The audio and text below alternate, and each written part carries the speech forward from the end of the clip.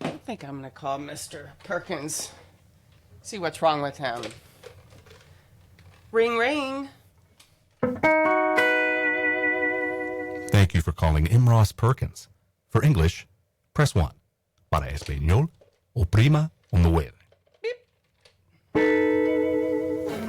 Hi, what's up? It's M.ROSS. M.ROSS Perkins? That would be me. Of Dayton, Ohio?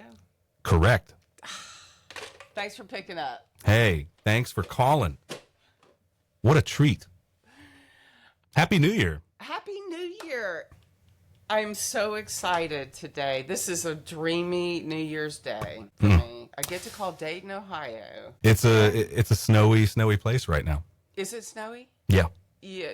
Got a meaningful accumulation? Yeah, it's beautiful. It's one of the few times you can call Dayton beautiful, but there are beautiful parts of Dayton. Have you been to Dayton, Emily? I stayed there overnight on my last road trip. Where did you mind telling me? Were you in a B&B or something, or where'd you stay?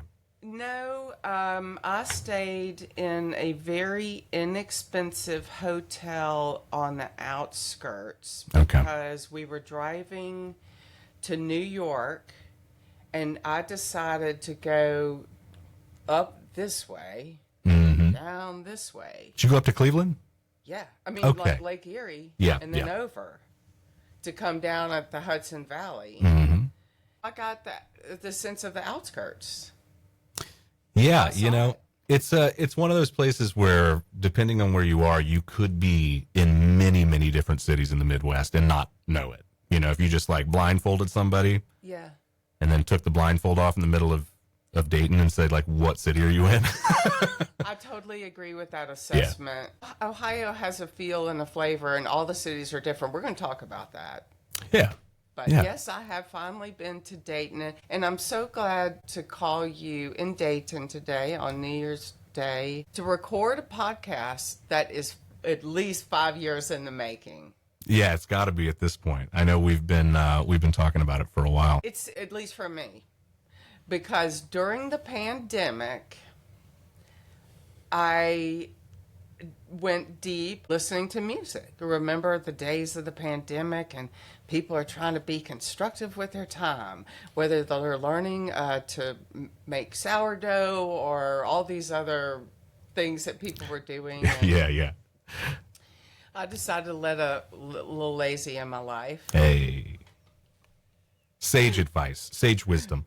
Put on my favorite gear. I buy a lot of music, and you don't always listen it when you buy it. If you're a real collector, maybe go to the store, pick up a couple of things. You don't immediately listen to it or whatever. And so I go to the rack of CDs that I've got. Pull this one down right here. Hey, the first one. The self-titled debut. I've got a shelf system up there just for listening to compact discs. You know how people have their vinyl rig? I'm like, this is my CD rig, and I'm ready for the revival. Nice. Yeah, it's coming. It's coming. Eventually. I want everybody to think smaller. Man, that is kind of something so nice about CDs. I think they're an underappreciated medium, but you got to be right though, right? I mean, like there's a cycle always of what's, kind of in vogue, and it would seem that CDs have to at some point make a resurgence, right? Like, hey, they haven't gone away, but I've got a theory about the whole vinyl thing, and I have this theory that people feel so bad about how free all their music is now that they feel like they want to buy something. Yeah. They feel guilty. Man, yeah. So you think that buying vinyl is sort of like a way to address consumer guilt in some way? Like, well, I asked my niece, who is a young music lover. The one thing I love about my work here with this amateur podcast is I'm talking to people of all ages, and I like to know what they think about things. And the perception with young music lovers, I say, do you actually listen to that record? Young people are really busy. One reason why I like compact discs is that they came out when I was in college, and all of a sudden I could bring all my records with me. Right.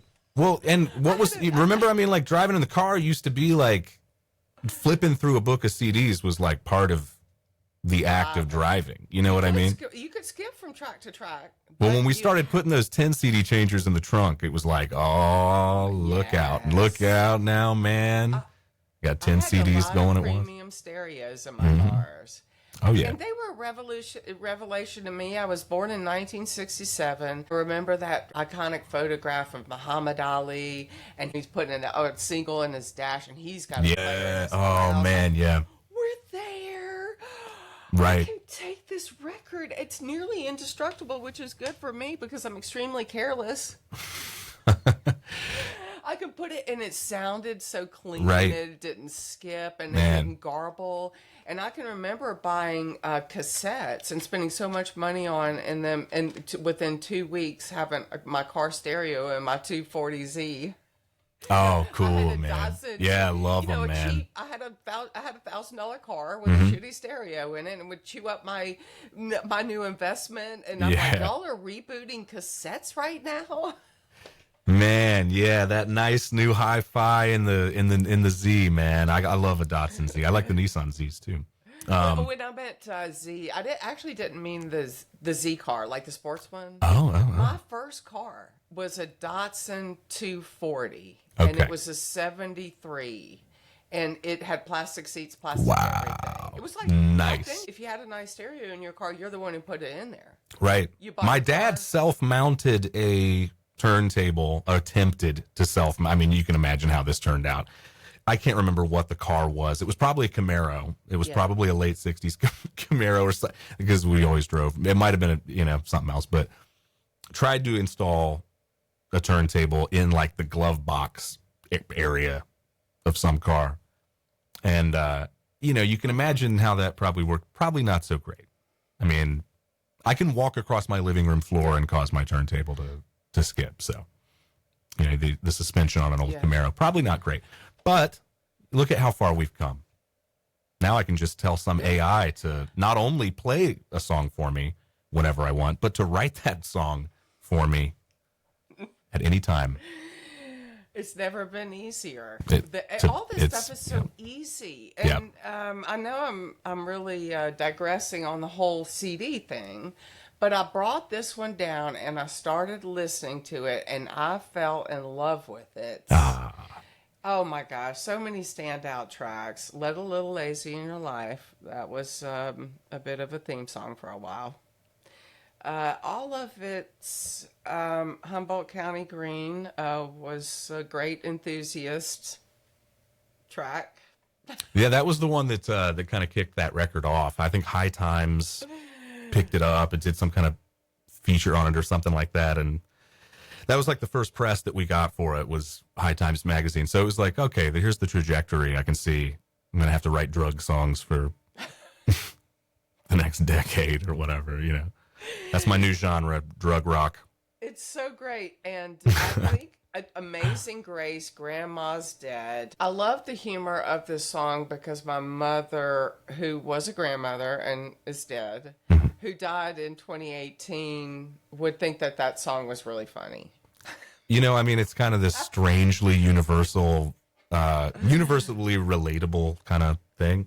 Yeah. And I've had people get really kind of weirded out by that song. I had this young couple came up to me after a show one time and they were like, hey, we really liked your set, but and the guy was kind of just off to the side with me. He said, man, her grandma like just died. And I was like, it was just radio silent. It was like silent, kind of like, so I'm so sorry, but he was like, yeah, she that really upset her, It's like, oh God. But then other people really seemed to like it. I played that for the late great Jerry Springer. I'm gonna ask you about that. And he liked that tune. Yeah, that was a treat. I'm in the never too soon camp. Right. I told my mom the day we buried my dad, I said, this is going to be a funeral, not a funeral. Putting the fun back in funeral. Yeah. Man. Anyway, it is a poignant thing, these passing things down. Anyway, I love this record. And thank you. So I go to the internet, which is so easy to do now. That's why I hate that people are so poorly informed, because it's all at your fingertips. It's right there. I found out all about M. Ross Perkins. And I also found all kinds of fun videos on YouTube, and one of them, I wrote it down. It's the one of you riding in the back of the car. Oh, okay, yeah. Well, let's talk about that. Here, I'm going to kick this But that's not on this record, is it? No. Matter of fact, that is on a digital quote unquote EP. So it was like really never released on any kind of physical format, which is a bummer because that is a pretty cool song. There are a few others on that EP that deserve a physical release. So something I'm thinking about is actually like putting that out, re-recording stuff, whatever, or just putting it out as is. But that video is cool. We yeah, that right here. That woman was so sweet. And legend has it that she was at some point in like the 60s was a playmate. So that's fun to rewatch that now, is like see this like really cute old like grandma driving this, Buick or whatever. She was feeling it, man. She killed it. It was great, and we had to have her drive around all over town and stuff. It was another thing. See, my mom had died in 2018, and anyway, that video also reminded me of my mother. I remember thinking my mother would have thought that was so cute, and I love that video. Let's see what else. So anyway, I went digging deep and saw some fun stuff, and then also started to think about where the hell did the CD come from? And I think you came to Nashville, and I bought this at Grimey's. That makes sense. Did you come to the in-store? Record store. I played an in-store when I released that. No, because I didn't know anything about it. So that's funny. Picked it up later. They were pushing it there, man. If I and had seen you there, I would have remembered it. It was so cool. I mean, to get an in-store at Grimey's, that's, I mean, for a lot of bands, that'd be like a huge deal. And I don't think it's that easy to do it. Yeah. And because it's just such it's a legendary shop, and yeah, that was amazing. And I just at that time, Nashville was really being kind to me. So like right out of the gate with that record, like Lightning 100 was playing the hell out of it. There was a bunch of stuff going on down there, and there was another I'm gonna embarrass myself by not remembering the name of some of these publications, but Nashville Scene did a write up. I played at the Basement and the 5 Spot and Grimey's. Trying to think, there might have been another Nashville show in there somewhere, I missed it all. Man, people were so cool in Nashville. It was amazing. I'm so glad to hear that you were treated well here. So nice. I missed it all, and it doesn't mean I'm not paying attention to what's going on, but now Nashville was kind of dead when I first moved here, but now it's happening all the time. And I'm my friends come to town, like, you want to go see some live music? But like, where do we start? Man, I would love to live down there, honestly. I've at many, many times in my life considered, picking up and getting out of Ohio, just moving to Nashville. But I love Ohio. I end up staying here. But Perkins here, even if it was just for these extended visits or residencies. There's a lot of people who come here and spent time here but didn't permanently move here. Man, a little residency is a cool idea. We've been talking about doing something like that up here recently. But yeah, man, Nashville is such a great place. Yeah. I mean, yeah, just my experiences down there have been nothing but amazing. I'm lucky. I live in Music City, and it really is Music City, and everything's going on. But that's why I would have trotted into what is my local record store. And who's this? Okay, I'll take that. Or, they'll have a recommended list, and they're great tastemakers there. Oh, yeah. If they tell you they like something, trust them. It's going to be good. Yeah. So I probably picked it up, or my husband picked it up, and then during the pandemic, I pick it up, and then I'm like, I lose my mind. I think this is the most genius thing, and what I really think is genius is that he plays every instrument and he records it at home.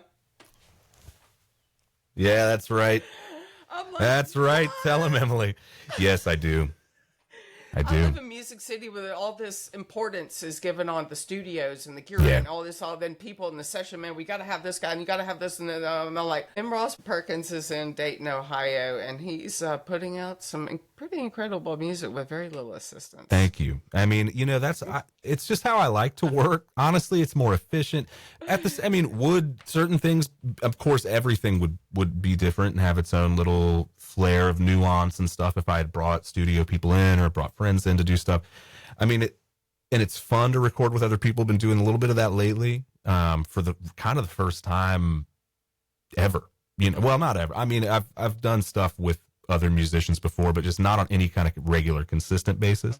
So we've been doing a lot of that. I got a little backing band up here with a couple of friends, Matt Webster and Micah Kimplin, who are like the best little backing duo. You know, our three-piece is great. It's awesome. So we've been doing a lot of that lately. But yeah, with that stuff, any of the recorded material, I always play the instruments myself, just because I just want them exactly a certain way.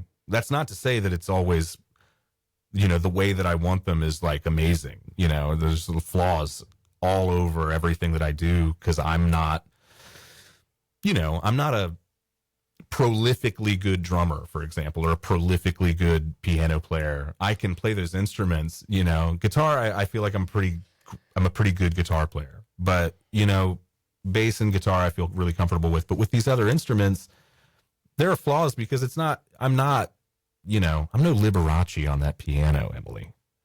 I'm trying to think of who was the first brilliant piano player that came to my mind.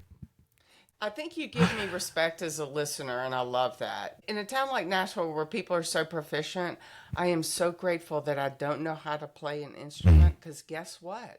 I don't know how virtuistic or talented anybody is. I only know how it makes me feel. And what else is there? You know, what else is there? And we get so caught up, musicians get caught up on this. So I'm glad as a listener, you're not, because I know personally, I know a lot of musicians. I'm not qualified to be. I don't know how to play an instrument. Well, you know what I mean? If the guys on stage, though, could understand that, like, they would play maybe more proficiently or more freely, or they would play differently if they could comprehend that people in the audience are not looking at, you know, drummers do this, where they think that every member of the audience is Neil Peart or something watching them perform. And it's just simply not true. But what does that do? If I think that every single person in my audience of 13 people who are watching my set or whatever, if I think each one of them is an amazing drummer and I'm playing the drums, what does that naturally make me do? It makes me perform as though I'm trying to prove something about myself. Yeah. And that is not the most conducive way to that's not the most conducive mindset to making, you know, free music in a way that's non-toxic. You know, you can get really toxic really quickly if that's how you're thinking about your craft on stage. I'm in awe of you being able to play every instrument as somebody who doesn't play any instruments and have been asked not to sing.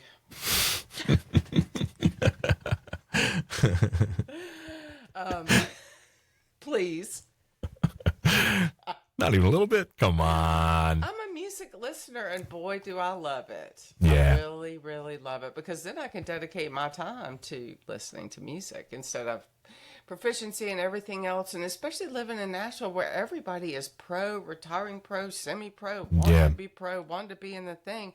Nothing is getting in my way of, number one, taking the time of being a music lover, and number two, becoming judgmental about people's skill level, because you know, it's a big world of music, and some of the most skillful people leave you cold, and some of the rawest things. And we talk about a drummer being worried about this or that, or I think I saw the Replacements back in the day. Right? I remember when we liked it fast and loose. That's what I'm saying. Well, I mean, I saw Daniel Johnston perform once, and great example. Go ahead. Man, there is very little I can compare that to in terms of the emotional gravity of that performance. And this is a person playing like Daniel Johnston. You know, I mean, so if you give me a choice between listening to Daniel Johnston or listening to, I mean, I'm not going to like name drop people, you know, the other side of this, but like really talented guitar players. Okay. I'll just say it. Like, if you give me a choice between I'm going to watch Daniel Johnston play the guitar or I'm going to watch Stevie Ray Vaughan play the guitar, I'm going to pick, I personally am going to pick Daniel Johnston. Yeah. And because I can extrapolate a lot more to me that has a lot more meaning to me personally from the Daniel Johnston performance. There was a time in my life when I took a lot of musical, you know, knowledge and wisdom from the Stevie Ray Vaughan performance. It made it, you know, absolutely. But at this stage where I'm at in my life, I'm looking for a guitar player like Jonathan Richman. I'm looking for, you know, he's right now is like my favorite guitar player. I've seen him probably 6 times in the last year and a half, 2 years, something like that. Lucky you. I saw him a couple years ago here at the Blue Room. He's an unconventional guitar hero. I just love him. But yeah, spot on. He signed that guitar right there. Matter of fact, that Stratocaster right back here is Jonathan. Yeah, he signed my guitar. I got to meet him a while back last year. I like stalked him and talked to him, and he hung out with me for a little while and played my guitar. It was one of the coolest things. I'll tell you this Jonathan Richman story. He you want to see the thing? I'll show you. Here it is. There's my Jonathan Richman signature in there. There you go, Jonathan. Pretty cool. Yeah, I've been told that signing the back is preferred to the front, or is that right? Or I like it. I like it in places where I can see it when I'm playing it. So I like it here on the horn if you're going to do it, or like something like that.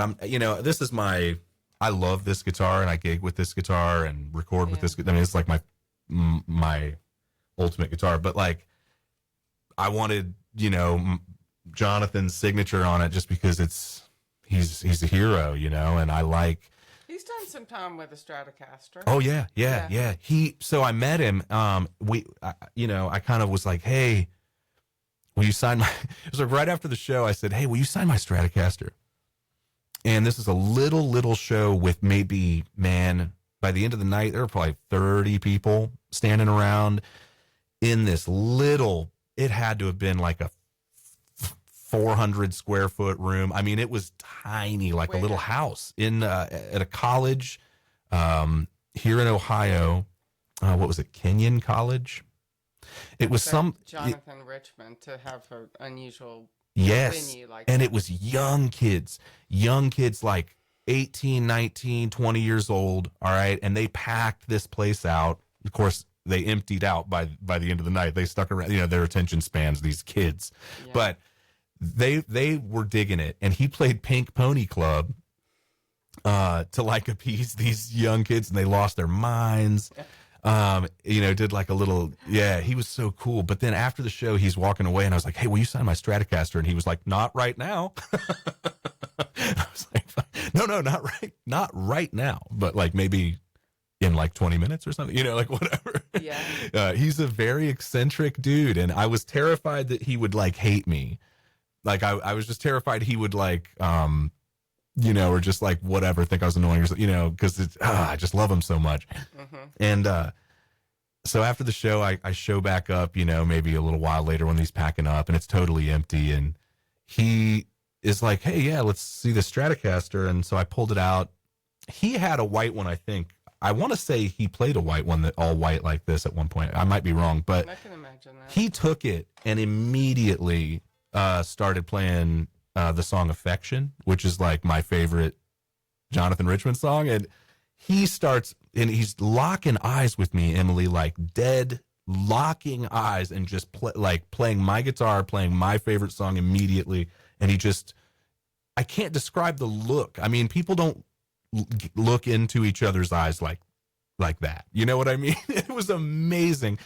And I'm grinning, you know, like I'm just cheesing. And at some point I said, man, you got to know you are like thrilling me to death right now. Watch. I said, like, man, you are making me so happy right now playing this. And he was really, really cool. Him and Tommy Larkin, we said the three of us just sat and chilled for probably, I don't know, 45 minutes or something, hung out.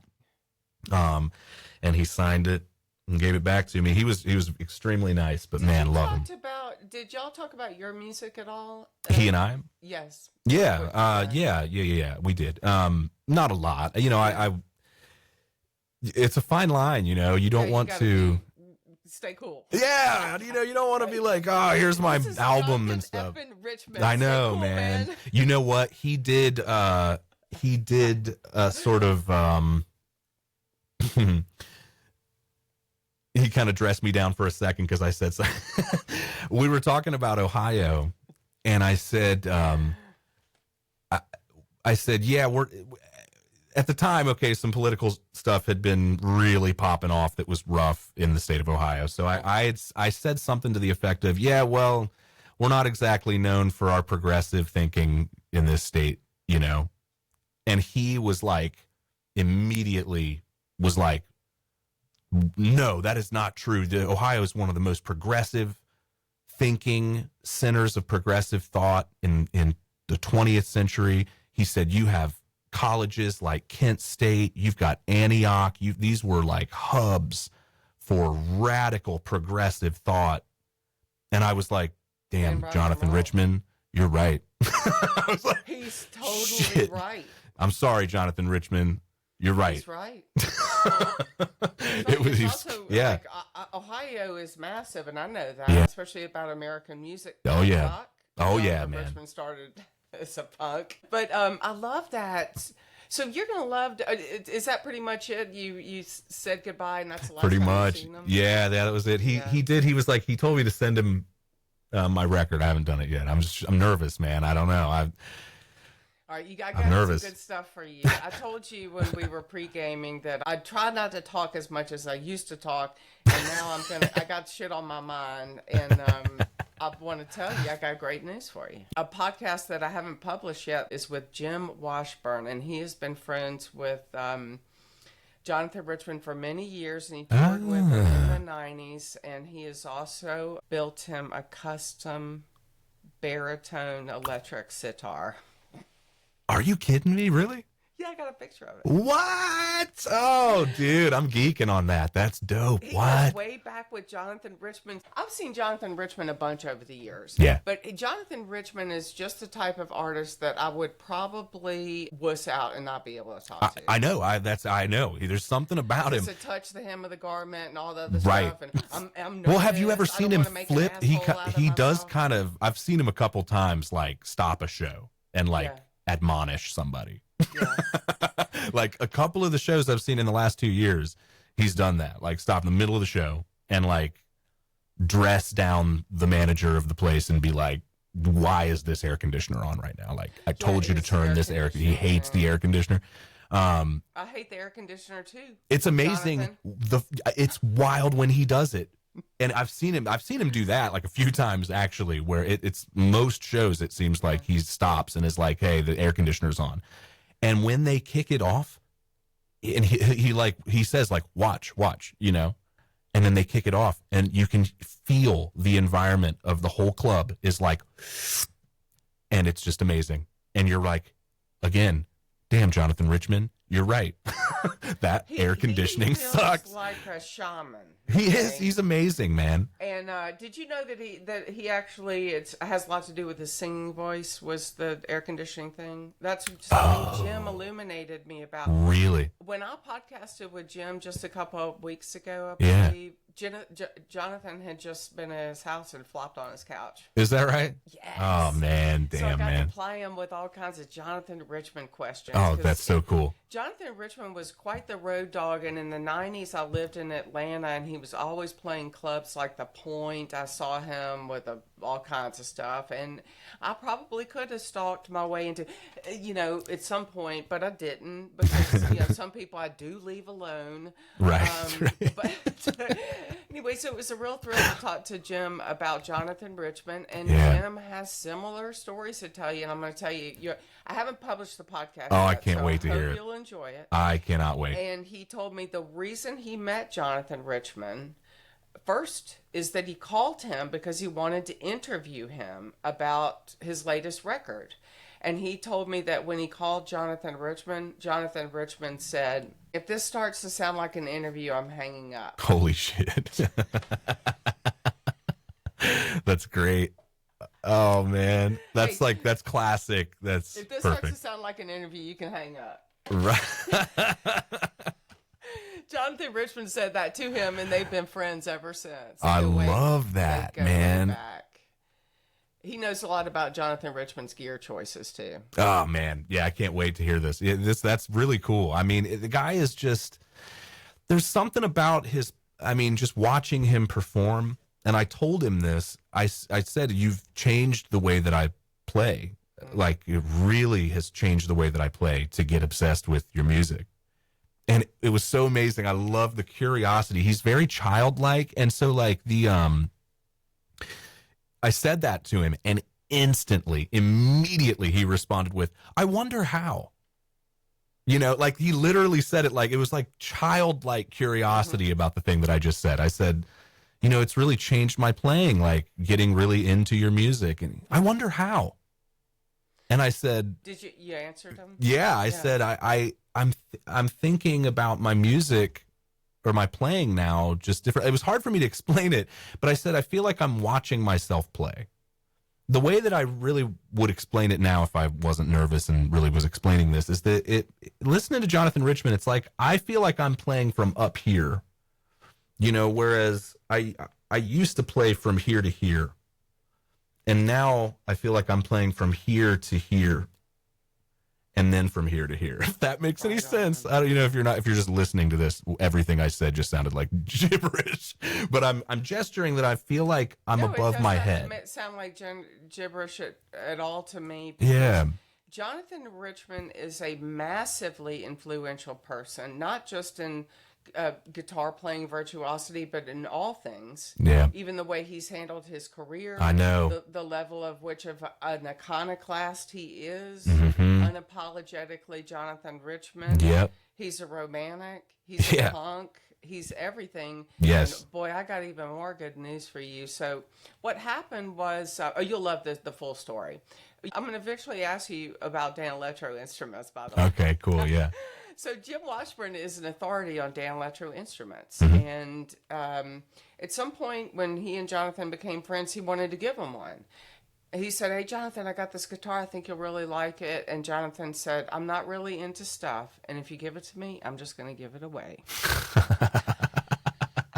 That's great. All right. Great. So then just a couple of years ago, I think it's just been the last few years, he's staying at Jim's house in Orange County, California. I think Jonathan lives in Fresno. Yeah, it's Chico, I think. Oh, Chico. I think yeah, it's that's Chico. right, Chico. Why did I say Fresno? Anyway, he likes the heat. That's what I've heard. Yeah, that the climate is particularly, you know, suitable for him out there. Somebody in like maybe his road manager when I saw him at the Blue Room, and he said he really likes it hot, and there's some argument for it. Anyway, so just a couple of years ago, he's staying at Jim's house, and Jim and his buddy, who's another Dan Electro enthusiast named Steve Sost, had built a weird unicorn bastard, which was a Dan Electro Hodad, and they put a baritone neck on it, and then they put a buzz bridge on it. They like to do this stuff. The reason why these guys love Dan Electro Instruments is they're cheap, and they rip the shit out of them. Yeah, yeah. Every one they have has been torn to hell. There's got piles of it. This is what you do with cheap guitars. Yeah. So anyway, apparently Jonathan was there strumming with, and he all of a sudden got materialistic because he said, "I need one of these." I'll be darned, man. So I have found where he used it, and it is Oh, a yeah. song called "Up and I Am the Sky." Well, do you remember what album that's on? I'm trying to. I'm going to look it up right now. I wonder. Since we're having a lazy New Year's Day. He told me on buying guitars. One of the things this is funny. He said, "I go to a music store and I pick up a Telecaster. Or it was something like that. He's like, I pick up a guitar like an SG. And then I'm like, what I really want is a Telecaster. And then he's like, oh, what I really want is a Stratocaster. And then he says, eventually, I'm like, what I really want is a big hollow body. And then he says, and then after that, I say, you know what I really want is an acoustic guitar. That it like progressively, every time he picks an instrument up, he wants something a little more like an acoustic and ends up on a nylon string acoustic guitar. And that is what he's looking for because it's got the essence. It's like it possesses the essence of, for him, I think it's a purity thing. I think that it's a spiritual thing. He's really into, spiritual poets like the Sufi poet, Rumi. He has a Spartan, it's everything about his philosophy is Spartan. I love that you made that observation because Jim Washburn made the same one. These guys are all electric guitar nerds. Yeah. But Jim Washburn has written 2 books on the subject of Martin guitars, and he thinks it's amazing that Jonathan has now extrapolated it down to that instrument. It's wild. All these years. Yes, and it's watching him play it is fascinating because he's. It's sort of. This ephemeral kind of thing. It's hard to describe what you're seeing when he plays. It's hard to imitate it. I try to do it now when I play. And what it ends up sounding like, I think, sometimes my bandmates, when I got into Jonathan Richman, like, I feel like some of my bandmates were like, oh, he's like playing a lot sloppier now. And that's what it kind of looks like. But it's also like, no, I'm playing a lot. Maybe it is, but it's not about sloppiness. It's about this sort of like free stream of consciousness. I'm no longer trying to play licks. I'm not like playing licks. I'm doing more with rhythmic. Right. It's like it's lead playing. It's hard to explain it, but it's just I'm not playing licks. If it's a lick, I don't want to be playing it. Interesting. And that's all because of Jonathan Richman. I love it. When I met Jim a couple of years ago, he told me the good stuff about Jonathan Richman. And he had told me that he had provided this baritone electric sitar. What a freak of nature that is. It's a baritone electric sitar with a buzz bridge. So that's wild. So I went to go, and this is why I love what I've done with this electric sitar. It made me go listen to things, so many things. I've rediscovered music and everything else. And the song that I found him where it's credited and also what I hear is recent, released on July the 4th, 2025, Only Frozen Sky Anyway. Man, really cool. Really Listen cool. to this, if you can hear it.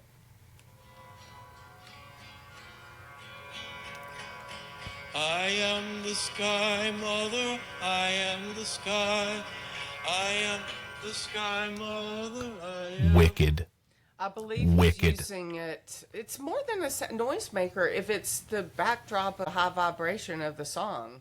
Well, he's probably using it like, I mean, he's so into world music that I think a lot of people are going to pick up an electric sitar and apply Western practical kind of, technique to what they're doing. Because that's the whole point. I mean, it's kind of the point of an electric sitar.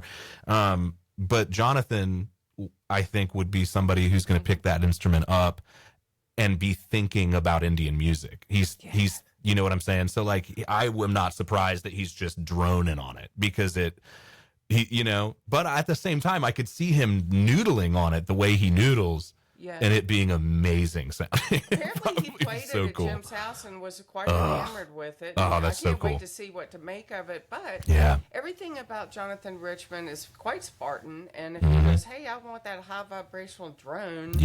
And anything that looks like a real sitar is more tedious, more breakable. Exactly. Everything. And he probably thought, it's all about the buzz bridge. The bridge is what makes a real sitar high vibrational, and the buzz bridge is what makes an electric sitar high vibrational. And the drone sound, even more than the sympathetic strings. A lot of people don't realize that. But, or that's my theory that I've proven. Anyway, just love it. We really went down that rabbit hole of Jonathan Richman. Man. You and I are both in awe because what have we got? An unconventional guitar hero that makes songs that are very sunny sounding. Oh yeah, But he and can humorous. You talked about humor a while ago, you know, before we started, and his sense of humor throughout his catalog is fantastic, and he's able to put things side by side, and I love that.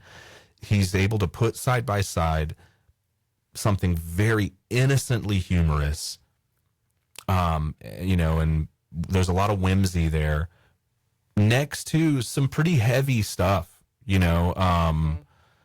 Man, you know, like that song Hospital, you know, old Modern Lover song. It's like, you know, that song next to like Hey There Little Insect, or like, you know, these kind of like really kind of the Ice Cream Man, or like, you know, all these very childish kind of beautiful little whimsical songs, that, you know, kind of parallel between being able to toggle back and forth like that. I'm just fascinated by it. I try to do that, you know, and when I can, but yeah, humor in music, it's like almost something you're not supposed to do. You know, do you feel like that? Like if it's like if it's humorous, it's like, it's not cool or something. You know what I mean? Like I see, everything is about humor to me with music. Right. And one of my greatest influences is Randy Newman. Man, been listening to him a lot He's lately. wickedly funny. Love it, And man. Been listening to 12 songs a lot. Spoonful of sugar all the time. Yeah. He's been my North Star since I was a young kid. I'm riding in the car with my mom, and my mom is explaining to me that short people, it's a little more complex than you think it is. Yeah, no doubt. Yeah, the social commentary, man. Rednecks.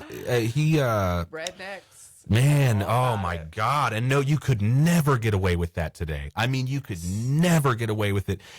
But, you know, Randy Newman is a guy who's such a skilled writer. He had to do it. He had to coax it that way, just like Jonathan Richman. That sense of wonder. Okay, Randy Newman writes songs about subjects that are should be jarring, that should make you want to listen to the song, and he cloaks it in some of the most listenable melodies Right. and all this other stuff, and it is insane. And he's been doing it to me since I was like a little girl, and he's my number one, and it's all about his sense of humor, and he's hysterical. Yeah. Yeah, he's whip smart. I mean, and just his, I think that his worldview is, he kind of reminds me of like Kurt Vonnegut or something. I mean, there's this kind of sardonic, you know, dark, just, it's a dark worldview, you know, and I love him. I think he's a national treasure.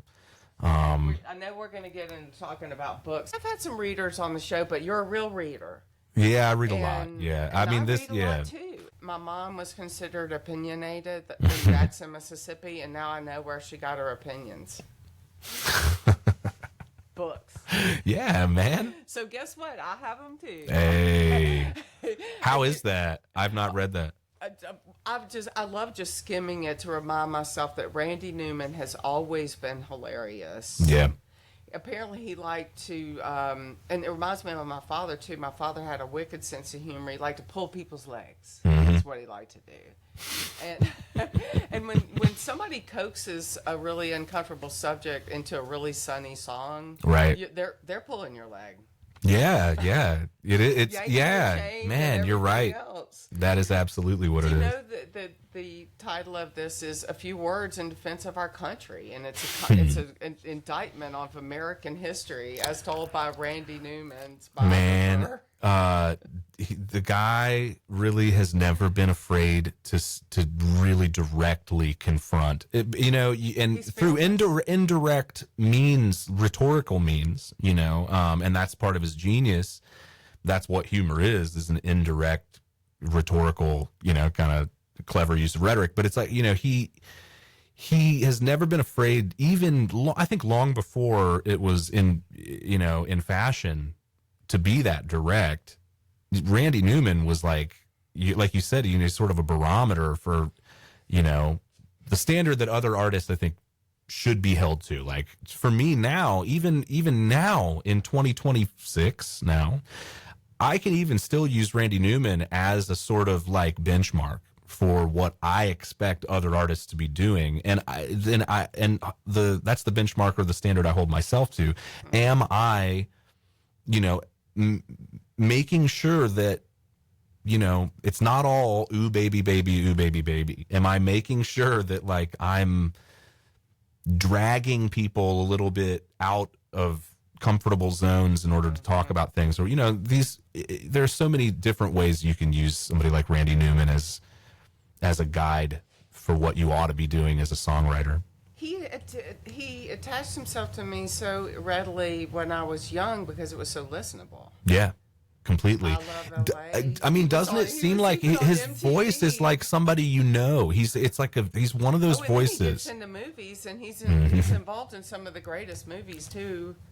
Yeah. From Ragtime to this and that, and Randy Newman. And then the older I get, the more I'm starting to read to understand something about songs like "You Can Leave Your Hat On." I love it. God, I love that song so much. Rednecks and "I Love L.A."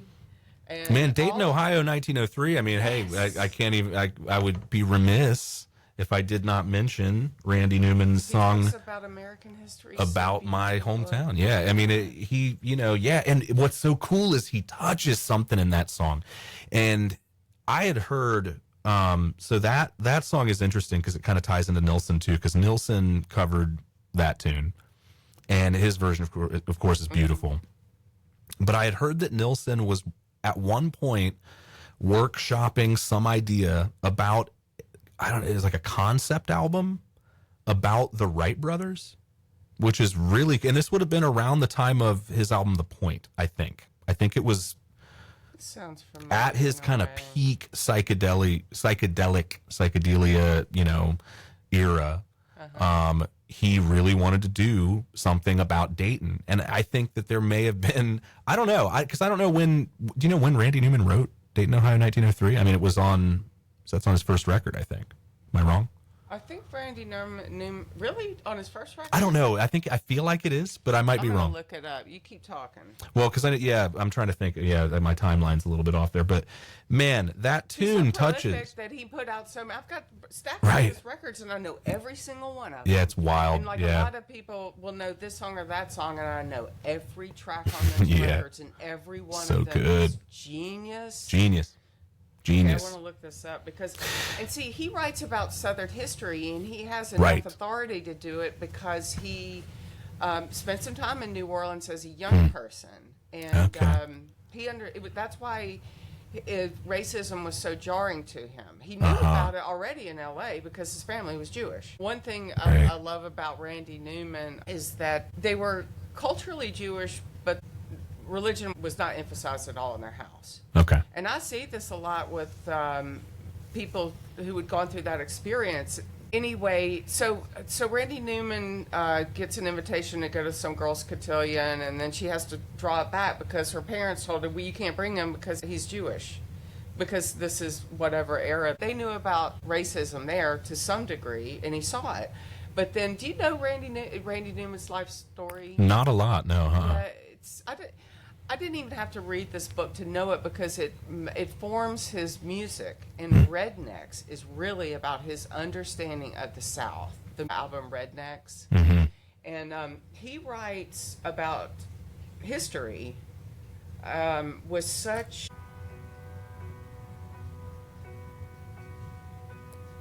Go to album. So beautiful. Oh, that's Sail Away. Ah, okay, gotcha. That's so not 1972. Thank you. Not on the self-titled. Yeah. They all run together because they're distinctly Randy Newman. I mean, God, it's just it. I'm bad about knowing which ones because he did a few concept records, if you could call Rednecks a concept record, but I mean, yeah, it kind of is. And of a classical style, right? With interesting and great choice in guitar players.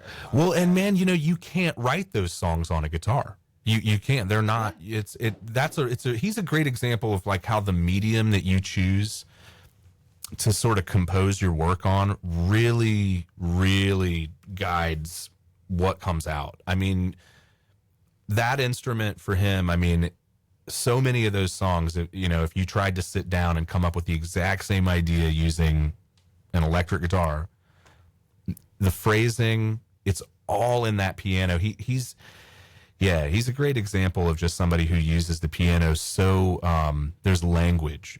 His vocabulary in his playing is really, really distinct. You can hear an isolated piano and know it's Randy Newman playing it by the way that it's composed. Cinematic. He tells a story, and that's why you were talking about what an iconoclast he is, and I think he's got balls of steel. Oh, no doubt. Always, and he still does. Yeah.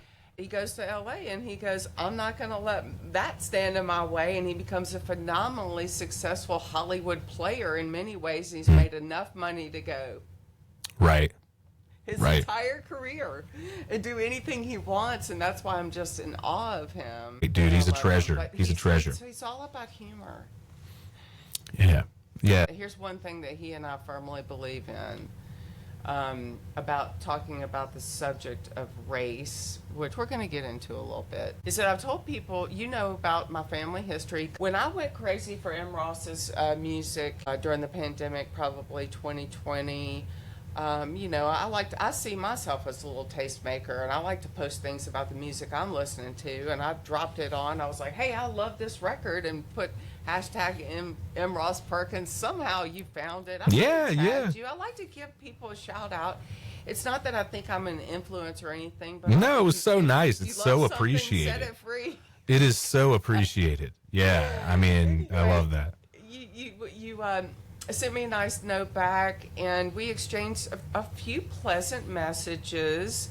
And I told you that I really loved your music. I loved your sense of humor. I loved everything you were doing, and I also loved that the messaging that you were using your platform, at least on Instagram, to do messaging about Black Lives Matter and the prison industrial complex, because I share a similar ability to talk about these things fearlessly, and I don't mind other people that do. And I told you that I appreciated your frankness and your attempt to educate people about the prison industrial complex is really what I want to talk about. The history of incarceration and peonage and everything about America's caste system. And, I mean, and you know, what's interesting, like at that time, I think a lot of people were saying we need to amplify, you know, these like this messaging, these voices. People who are our friends and neighbors and people we love, and people who are perfect strangers but whom we love, are screaming at the top of their lungs to say, hey, listen to what we're saying. And so much of that effort on the part of a lot of us was, of course, benevolent and, you know, in its intent. What I think we saw happen, or at least, I don't know, I have noticed this with others too, but in my own kind of use of social media for platforming, things like that, everything you post, first and foremost, before it's a message about your album, before it's a show poster to let people know you're playing down the street, before it's, you know, a Black Lives Matter message, before it's any of that stuff, it is an ad for Instagram. Or if it's on X, it's an ad for X. If it's on TikTok, it's an ad for TikTok. So because what we're ultimately saying, the underlying message of every post is you, audience, listener, person, should be using Instagram in this way like you're doing right now. Full stop. Yeah. That's the underlying message. So when it sort of started to dawn on me that it's impossible to say anything on Instagram or any social media platform without it necessarily being an ad for that platform, I started realizing, like, I think this might be a little counterintuitive.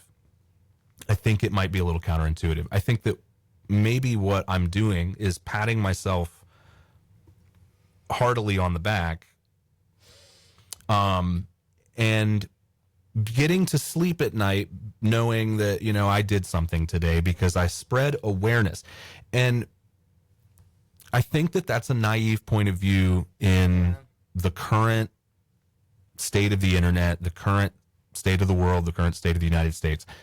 I think it's naive And I think that we all kind of sort of self-examined. I notice a lot less, and maybe that's just because the tide turned and the trend changed and it wasn't, the thing that everybody was doing. Now we moved on to some new dance, whatever, or some lip syncing thing that we're all doing, or whatever. We moved on to some new trend, right? Or the new outrage. Yeah, which whatever that even is, moment to however moment. justified it may be. Correct. Yeah, and often it is. But so I mean, social media is this thing that an artist is forced. I mean, there is no career without using it. Yeah. It's a really nasty thing. And I think, well, why are we in the place that we're in socially, systemically? And I think it's because of the type of pacification, the type of intellectual pacification that we achieve when we use social media. So am I going to fight fire with fire? Am I going to try to cure the shitty results of intellectual pacification and intellectual laziness by using something which has a first primary message, which is be intellectually lazy and use this thing all the time? You see what I'm saying? It makes no sense. It just makes no sense. Yeah. So yeah, it's a complicated thing. I mean, I took my activism out of the digital realm and turned it into real, tangible things that I do every day, and in real ways. I don't need to tell anybody about what they are, but in real, tangible ways, I took my thoughts about the prison industrial complex and my thoughts about the military industrial complex and my thoughts about immigration, and I took all this stuff and I said, how can I figure out a way to live my politics, live it, hours and hours and hours every week. And I do want to say that I never considered you a shrill person, about or somebody to. I thought it was toggled just fine. Thanks. I think the reason why I liked your approach is that as somebody who is from Mississippi, and understands these issues because I lived them. I got on a school bus every day. I don't know how long you've been following by the way, this is my old account. I had an account called eMoney1. I remember eMoney1. Yeah, so I've been with you since the eMoney1 era. Yes. And so I've retired that account, deactivated it because I myself am trying to talk less, and I'm using the story that I'm telling with these instruments to tell the story. Yeah. Me being from Mississippi, my name is Emily Money Vardaman. I think I probably told you this back in the day. We exchanged a few messages. Yeah, the town of Money is where, of course, Emmett Till and, right? So many atrocities. Yeah. A lot of, Yeah, I'm sorry to cut you off. Go ahead. No, not at all. Money, Mississippi is outside Greenwood. And Vardaman is my last name. My great-grandfather is one of the most notorious racists in American history. Now that I've gone deep, famously into his racist. history, famously racist. He campaigned literally for it. famous. Yes.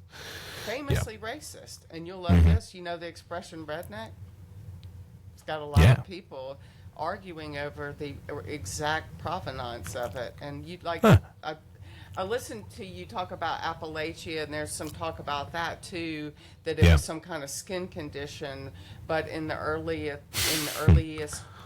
part of the 20th century, if you go to the Wikipedia entry for the expression of redneck, you will find that the supporters of Governor James Kimball Vardaman decided to proudly proclaim themselves the redneck. Wow. Red neckties to his Holy hell, look at that. And they're hysterical pictures. So if I ever get to talk to Randy Newman about music. Oh, man, I know all about man. it. I'm a pedigreed redneck. Wow, the etymology of that. That's wild. That's right. That's wild. This is my name. And one reason why I'm in the middle of the road as far as this religious thing is that I grew up going to a church. I was not raised by a bunch of godless liberals and indoctrinated. No, we went to church every Sunday in our church, St. We did too. Cathedral in downtown Jackson, Mississippi, when they did the lunch counters were about the sit-ins, and the kneel-ins were about mixed race groups coming from Tougaloo College and Jackson State and other freedom riders coming for the struggle, coming to see if they could integrate what James Baldwin officially pronounced is the most segregated hour in America is church. Yeah, wow. And it was a bloody battle, and they did it, and the next thing you know, Medgar Evers gets shot. Wow. They went to one Protestant church in all of downtown Jackson, Mississippi, and there was one that said, "Come on in," and it was ours. Wow. My dad took us to church every Sunday, and he was not very serious about religion, but he did consider the church important, and the music was very important there. Our music director was so talented. He had attended the conservatory in England. He was so talented about sacred music and all these types of music that he was our music director during the course of the week. And on Saturday, he went to Beth Israel Synagogue down the street from my house, and he did their music. That's Wow. where I grew up going to church. Wow. So my name is Emily Money Vardaman, and I have a legendary history, but my dad didn't know any of this. He was born and raised in Memphis, and he never even knew his father. His father, the governor's son, dropped dead as a young man when my dad was barely a toddler, and my dad was raised in Memphis by his grandmother, Martha Middleton, who was a Quaker. Oh, okay. Yeah. See, when people go, my great grandfather, the famous racist, died in 1929. Okay, yeah. During the Black Lives Matter fervor, Yeah. people were learning about these things, and they would say, "I've read about this James Kimball Vardaman. Is that you're from Mississippi?" And I go, "Yes, that's my great grandfather." Yeah. How's that possible? And I go, "None of this is genetic. White supremacy is not genetic. And Do you neither is race." do you attribute the Quakerism to kind of helping your family pull out of that and kind of splinter off into, I am you know? convinced that for the survival of the species, we need to have lots of interbreeding. Not only did my dad not know his dad, I think my dad's dad, my grandfather, Jim Money Vardaman, where I got my name, my dad got his name, and all of it, had already separated himself from his racist past. Really? He put himself through the University of Mississippi, and then he moved to Memphis and became a bond tradesman, and he married a woman. I tell people one way to get unracist is marry up. And my grandfather married a woman named Martha Middleton, and she was of a Quaker stock. She was raised in a dilapidated old plantation in Mississippi, but it wasn't anything to do with the Confederacy. Her dad had moved down as a cabinet maker in the 1800s to help build the Mississippi Insane Asylum. Wow. And he bought an old dilapidated plantation that had been empty, like literally like from Gone with the Wind scene, was sitting there empty for 50 years because he was a tradesman and a Quaker. He built it, and he became the patriarch, and he raised 3 generations of family there. So I go, my grandmother was raised on a plantation, but it's not what it looks like. Yeah, yeah. Wow. It was just a rundown old house, and he rebuilt it. I was able to find all this out because of the, it's on the National Historical Record. And guess who owns it now? Senator Thad Cochran from Mississippi. It's called Sub Rosa's Plantation. Wow. And he lives there with his wife, and it's outside Jackson, Mississippi. And that's I'll where my be grandmother was darned. raised, but she was not of anything that looked like privilege. She was Yeah. a Quaker. I have some of The her Quakers were amazing. Amazing. Man, Contemplative Quaker. yes, very, very cool. Massive. People do not realize that the Quakers were pretty cool and massive influence. yes, and progressive. I mean, you talk about like really helped to push progressive politics in the U.S. Yes. Yeah, the Quakers were a loud voice. Man, Dad's mother. and there's his a really dying cool light was a book. Quaker. Man, there's a really cool book about revolutionary, progressive, proto-anarchist politics in colonial the early U.S., right? a man named Benjamin Lay. Are you familiar with Benjamin Lay? He was a Quaker dwarf. He lived in a cave. He wore rags. He was bombastic. He would show up outside of churches and call out. I mean, he would like go into the church and like cause a scene, and they'd have to like drag him out because he was calling out all these hypocrite racist politicians. He was a proto-anarchist, a proto-progressive. Yeah. It was incredible, and he was deeply devout in his Quaker faith. I think this book is called The Amazing Benjamin Lay, something like that. Really cool history of Quakerism in the U.S. I was so fascinated to find that out about my family, and I was like, okay, it explains everything about my dad's casual attitude about religion. Yeah. Because the Quakers, their religion is to not be too religious.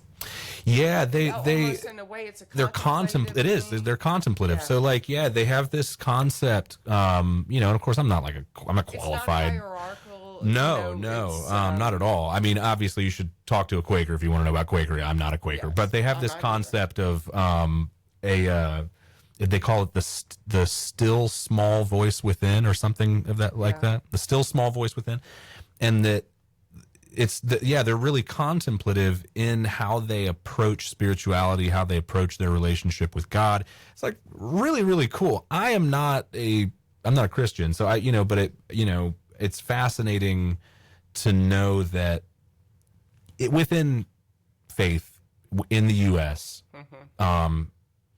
as with anything, it's a mixed bag. There's nuance. You can't throw the baby out with the bathwater. In a lot of ways, you can attribute some big strides that we made as a society to the influence of Christianity and the influence of people who were really devout and in their mission of peace, their mission of equity and egalitarian ideas. The Episcopalians in Mississippi, history proves them to be on the right side of everything. The bishop who christened me was named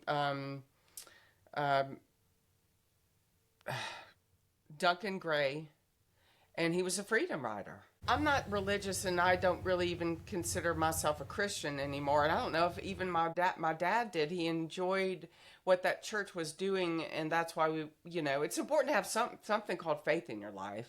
Yeah. No matter who you are. But they had a great history. Anyway, we were talking about Mississippi history. Unapologetically, I've got nothing to fear about talking about my great-grandfather and the things that he did. And one thing that sickens me is that I sort of identify as being on the left, and I've had so many people that I think are on the left that think this is true. And this is back to Randy Newman.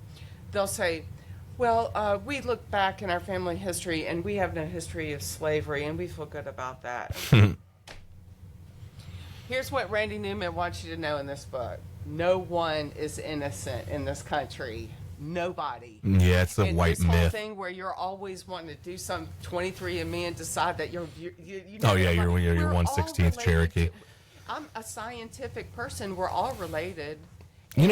Something that I've really picked up from listening to indigenous people and reading deeply and closely work by indigenous writers from a variety of different, spiritual, tribal kind of varieties and backgrounds. One of the best takeaways for me has been I am older than the United States. I am older than the United States. And my my lineage goes back way farther than the names that we've put on things now. And if you look at that is a kinship worldview. That's what some people refer to as a kinship worldview, which is, all of these kind of semantic things that we use to kind of categorize ourselves are all illusory. They're all delusional. And they're rooted love to in brag nothing. about They're their arbitrary. ancestors and never talk about the bad things that they did, but they want to talk about the good things they did. Right. You then- can't, and this why not is look at the 23 whole picture? I mean, and if you do your 23andMe stuff, where are you going to end up? Eventually, we're all going to end up, in Ethiopia or something, whatever. We're going to end up in, realizing related. we're older than these borders. We are older than these languages. We are older than these traditions. We are older. We are all older than this. Yeah. So, when all people say, like, related I'm to- Irish, Yeah. why are you stopping right there? What we all pick a place to stop. We all go back, and then we pick a place to stop, and then we say, "This is my identity." Oh yeah. And it's false. It's not supported by science. It's not supported by anthropology. I think that's one reason why America is really having a hard time right now, because as sad as it is to see how blatant racism and xenophobia has gotten, when you leave your house, it's just a big blender out there. I live in Nashville, and my neighborhood has become a very fashionable place, and I'm the whitest looking person walking down the street. Trotting down the street in a jumpsuit, I think is what you Yes, mean. exactly. But this whole 23andMe, I'm like, I never did any of it. Not either. My dad didn't care anything about genetics. Be your own person, and it was just history and all this other stuff. I was related to this, and I came from that, and that's just a bunch of white people's aristocratic stuff. Yeah, materialism.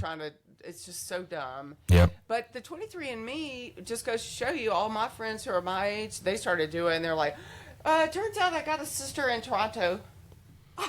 Right. Stuff like people. Yeah. It turns out that my grandmother was Yes. all coming out, and I go, another reason y'all should not be over.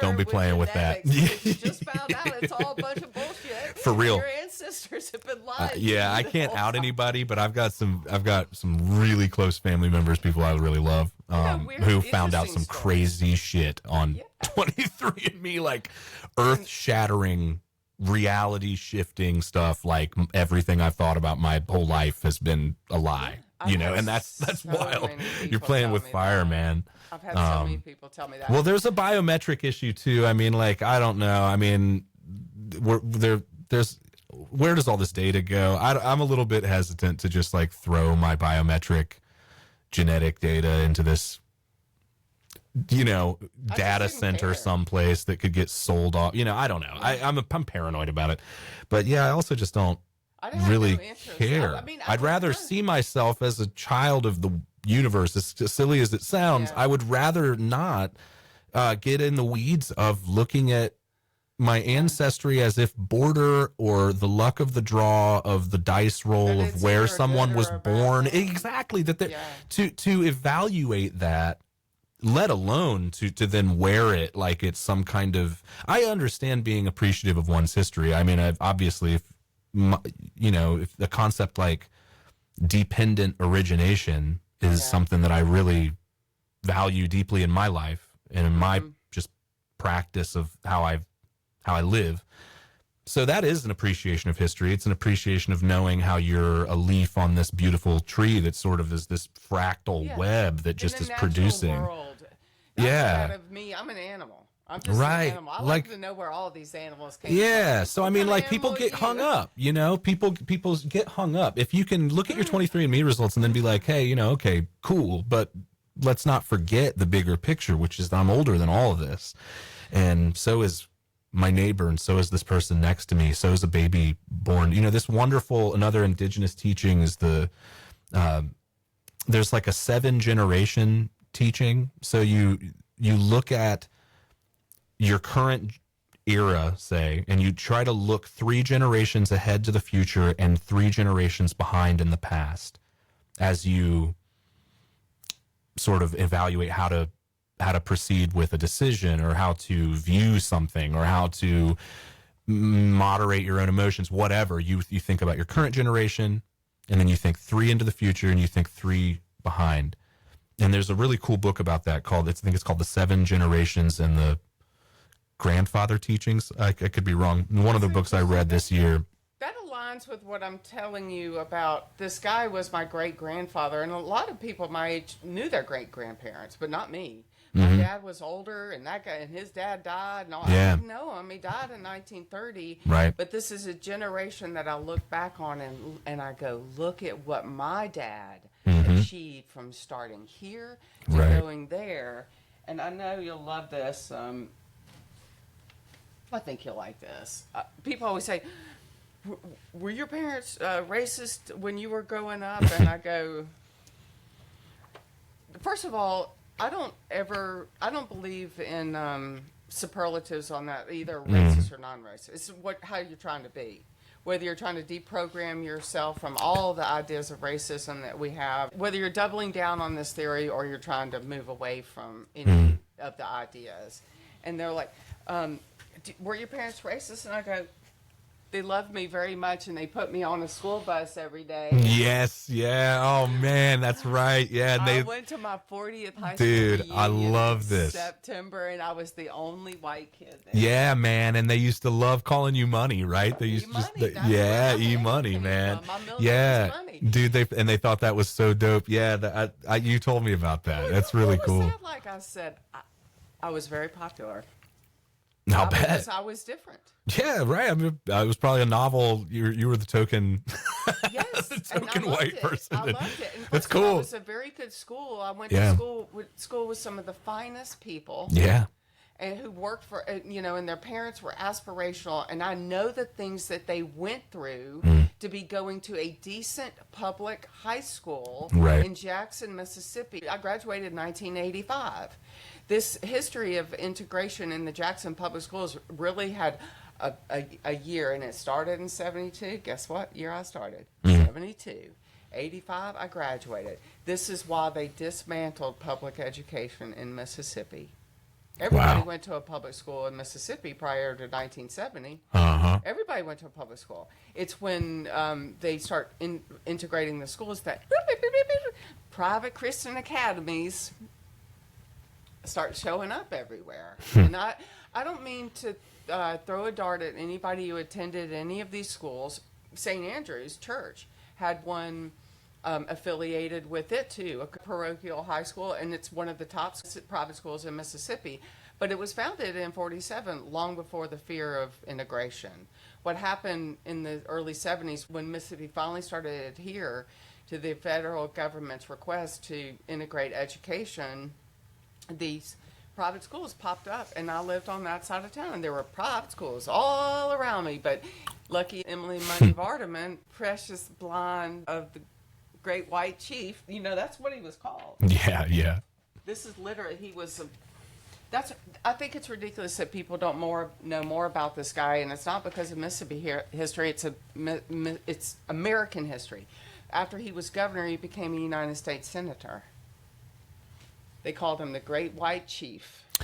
Yeah, you posted this. I checked. Yeah, I was checking that out actually after you posted a shot of the cover of that at one point a while back. He was a populist and a redneck, and he was very exploitive, and he figured out early in his career, which started in media, he helped found one of the oldest newspapers in this country, and is still in print. It's called Greenwood, Mississippi Commonwealth, and it's right down the road from what is now a little community called Money, Mississippi. Yep. And just down the road from Vardaman, Mississippi, which is in the hill country, that's the sweet potato capital of the world. And this is my genetics.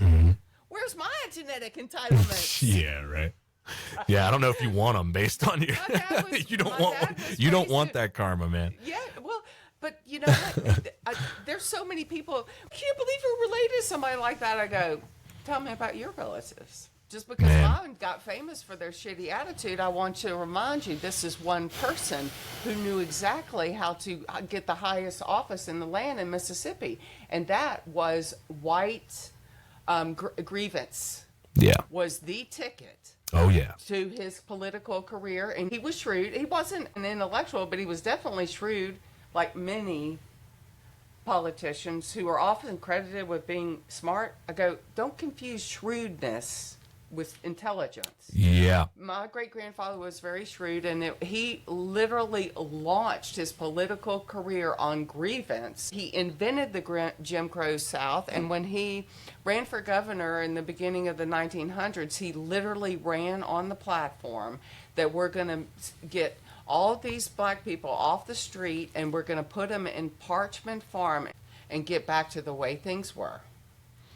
That was my great-grandfather's. I mean, that's at the cusp of basically the system, the capitalist 20th century, figuring out how to institutionalize slavery so that it doesn't quite look exactly like chattel slavery. Yeah, it's wage slavery, which is a form of slavery. It's, and so it's like the worst one in many ways. And there's a book written on that subject, and it has an audacious title. Let's see if I can get my hands on it. It's called Worse Than Slavery, and it was published in 1996 by a historian, one of the best on the subject of the re-enslavement of all kinds of people in America. Yeah, I mean, it's like almost it's like Twilight Zone-esque. I mean, that we live right now. We all wake up every single day, fitting a pretty straightforward definition of enslavement. I mean, and we've just kind of made it really comfortable. And I think, like, that's another thing that music tries to sort of rip you out of is, that sense of comfort is really it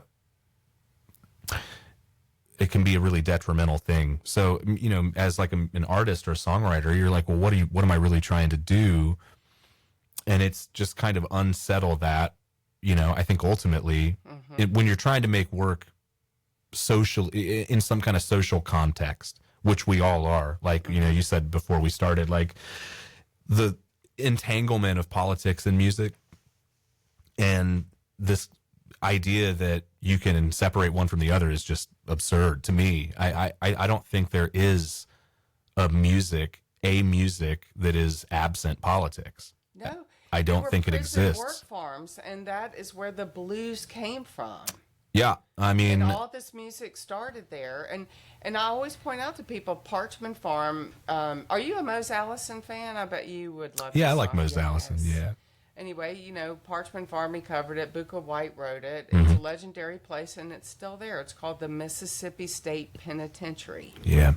And people go to that shack up in there in Clarksdale, and they find it charming. And I go a half mile down the road, try to walk by there, and you'll see the dogs, and you can't stop your car. And that is the Mississippi State Penitentiary. It's on the same soil as Parchment Farm. Unbelievable. And anyway, I started to separate myself from my preachiness when I started realizing that American music is getting the story straight. My mother was from Grenada, Mississippi. She is the one who wanted me to know that what happened to Emmett Till in Money, Mississippi actually happened all the time, but didn't get reported. Right.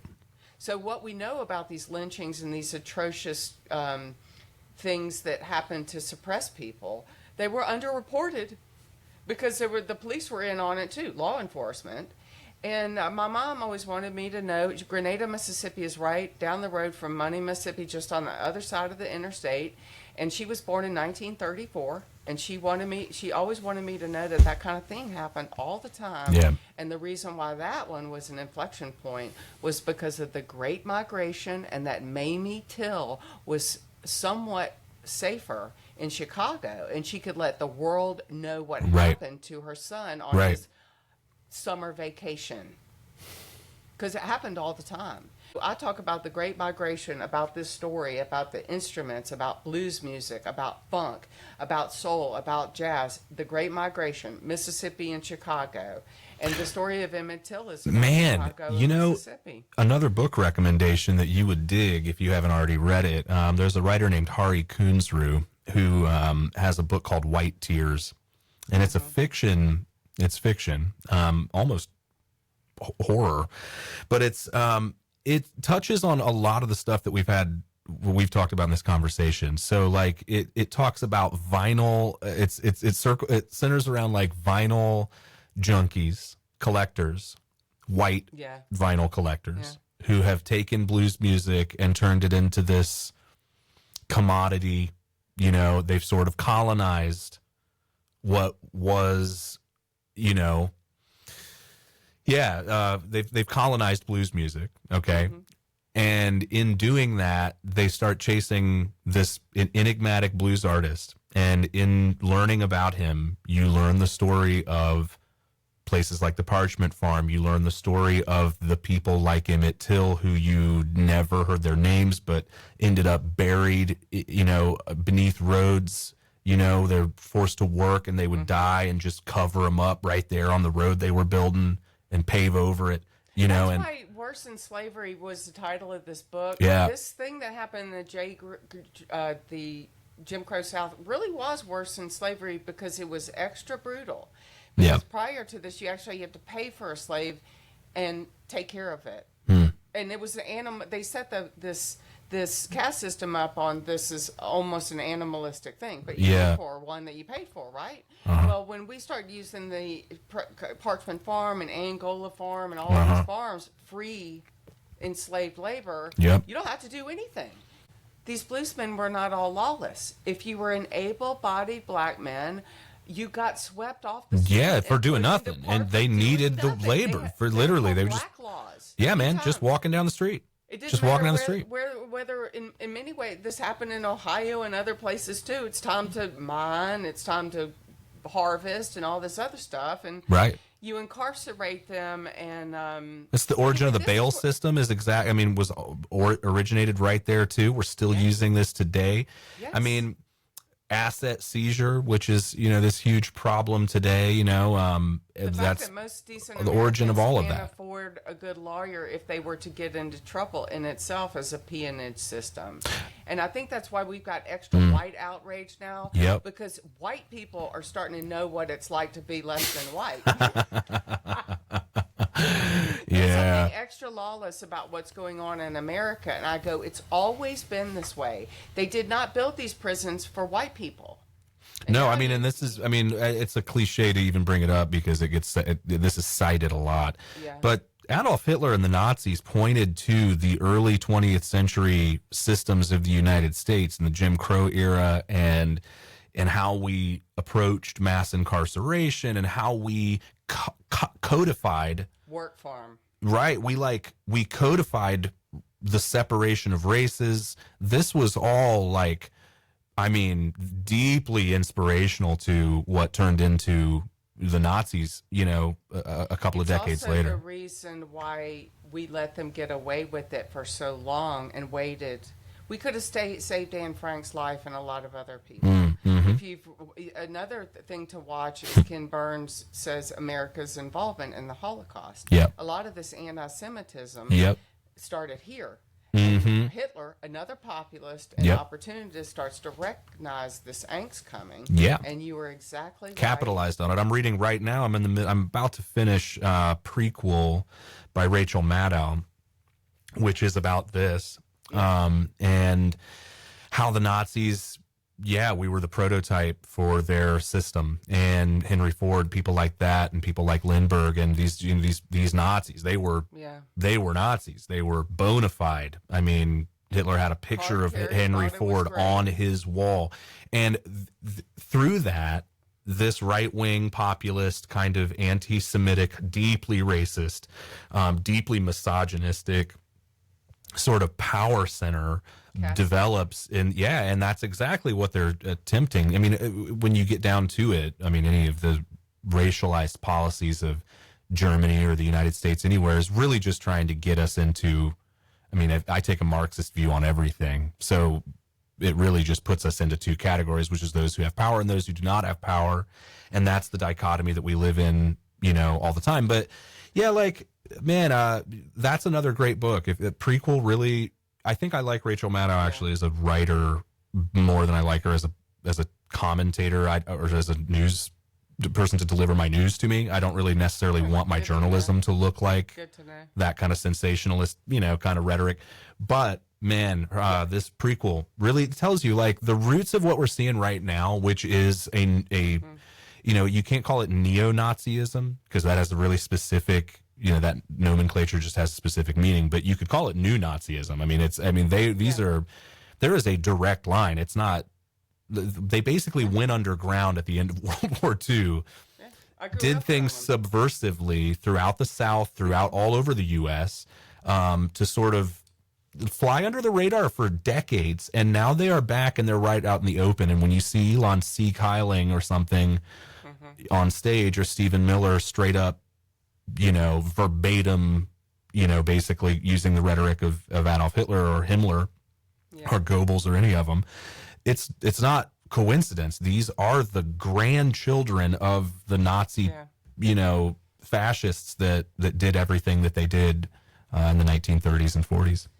I'll say that as unsavory as it sounds, the kind of books that you like to read and I like to read, somebody might be listening to this conversation and go, this is not what I want. I've even had my so-called liberal friends go, you know, I can't sleep at night if I read things like that. I know, I know, I can't do it. In many ways, it's inspirational to know that this country has always been extremely problematic. And when I leave the house, I do see interracial couples, all this other stuff that I never saw in Mississippi. So I can actually say, yes, we have gone back, but I grew up with people in white sheets hanging out literature on the corner in Mississippi in the 70s. My favorite thing to tell people is I grew up around this. As this thing has been gaining steam for the last 10 years, I go, I can't wait for y'all to see what the United States of Alabama is going to be like, because, you know, I was watching what came out of Mississippi gaining speed in places that it shouldn't be taking root. And Emily, I'll tell you this. I remember my father sitting me down in the mid-'90s. This probably would have been 95. And telling me, do you know who would save this country and turn this country around and be the best president we ever had? It's Donald Trump. Really? In the mid-'90s. This man, my father loved Donald. I mean, so, you know, the way that I grew up around Trump it. It's also not the same Donald Trump he was in the mid. Oh yeah, he's an opportunist. Yeah. He's a chameleon, and he's totally. He was. What's funny is that he was a liberal in the 1990s, which I don't, you know, it's like quote unquote liberal. He was a Democrat in the 1990s. But yeah, like, which, you know, I'd love to, in retrospect, be able to point that out to old dad when that got brought up. But, you know, the ways that, you know, I grew up in, the Midwest, Ohio, Dayton, a city that does have, you know, a long history of segregation and, you know, whatever. There's no one, like you said, like Randy Newman teaches, there's nobody's free of it. Every place has its root of rot in the U.S., right? But, like, you know, it was really my exposure to racist ideology, fascist ideology, rabid right-wing xenophobia, misogyny, you know, Islamophobia, name it, right, was on a really one-on-one level with people who in my family, with whom I was extremely close. Male role models in my family who thought nothing of dropping the N-word. You know, it was a piece of vernacular that, you know, was used all the time. And around it my whole life. Yeah, that's what I'm saying. I mean, and a lot of white people don't like to talk about it because we don't want to admit that, like, honestly, they're your family, right? And they when want to talk about the racism of someone else and the people. That's what I'm saying. Family. Yeah, it's like when white people get together, white people say some racist shit, and everybody, and any white person, if they're being totally honest with you, will tell you that they have been in situations where, you're sitting at a bar, you are the, you know, whatever, some white dude says something to you, and that he thinks he can get away with simply because you're white, and he thinks you're gonna wink at him back, and you know. This happens a lot, man. It's not just right-wing people. We all got to do better. And people have always bragged Nashville as being a blue dot. And I go, well, that's one reason why there's so many institutionalized Democrats here who said so many racist things to me. Dude, They've never ever been around any black people. And they think every nice thing they did to a black person was this new word I'm coming to hate. Kindness. Kindness. I'm like, oh, that's not the same as equality. No. You see? No, And there's a yeah. lot of Well, I mean, people look at how around many here. people on the right argue, about how slave owners were quote unquote kind to their slaves. So what does kindness even mean? If you can be kind to somebody that you're Yes, George enslaving, Washington then was what? kind to slaves. That's what I'm saying. Like, if you can be kind to somebody that you've literally enslaved, then really, what is that kindness? Then we need to retire the word kindness. What's the value of that kindness And in any this kind of kind political word, context? Everybody's loving it. There's mugs everywhere. Be kind. I'm like, be kind, please. Say, Man, I mean, I think that there's the most overused when you word right now. honestly, I hate it. I think it's a cop out. There's a lot of. It seems like when I look at liberals, it's like cop out after cop out. It seems that that's the modus operandi of like 9 out of 10 liberals is like to find a way. Not What is working. the quickest path Yeah. between where I am right now to I've done my job and therefore I have permission to sit and watch The Bachelor or whatever. Yeah. Like, it's okay for me. I have intellectual permission, or I'm justified in my inaction because I did this. Yeah. That seems to be the thing. And so for so many people, that becomes talking about words, because it's so much easier to talk about semantics than it is to talk about the substance of what's being said. And so we do all this work, quote unquote work, to talk about the words that we use, because it's a really nice way for us to say, oh, okay, well, we fixed this problem because we no longer use the R word, we use some other word now, and that word then becomes wrong in a few years, and then we pat ourselves again on the back and say, look, we fixed a problem, we've made the world more equitable because we got rid of a word. But that same word that we just got rid of is the one that we deemed politically correct 20 years ago. So what are we doing? We're running on a freaking treadmill. We're not doing anything. So, this is, again, it kind of gets to what we were talking about with Instagram and how ultimately we find the path of least resistance to be able to pat ourselves on the back. And this is my critique of the left in the United States. I mean, we don't even really have a left in the United States. Yeah. We have a center right that we call the left. But it's like, yeah, I mean, we can all put signs in our front yard that say, like, hate has no home here. War is not the answer. Yeah, virtue signal all we Oh, my want. God, You know what I virtue mean? signaling. But until you deeply internalize the word kindness, so you mean like the concept of loving kindness, Yeah. the concept of universal, non-conditional compassion, Equality.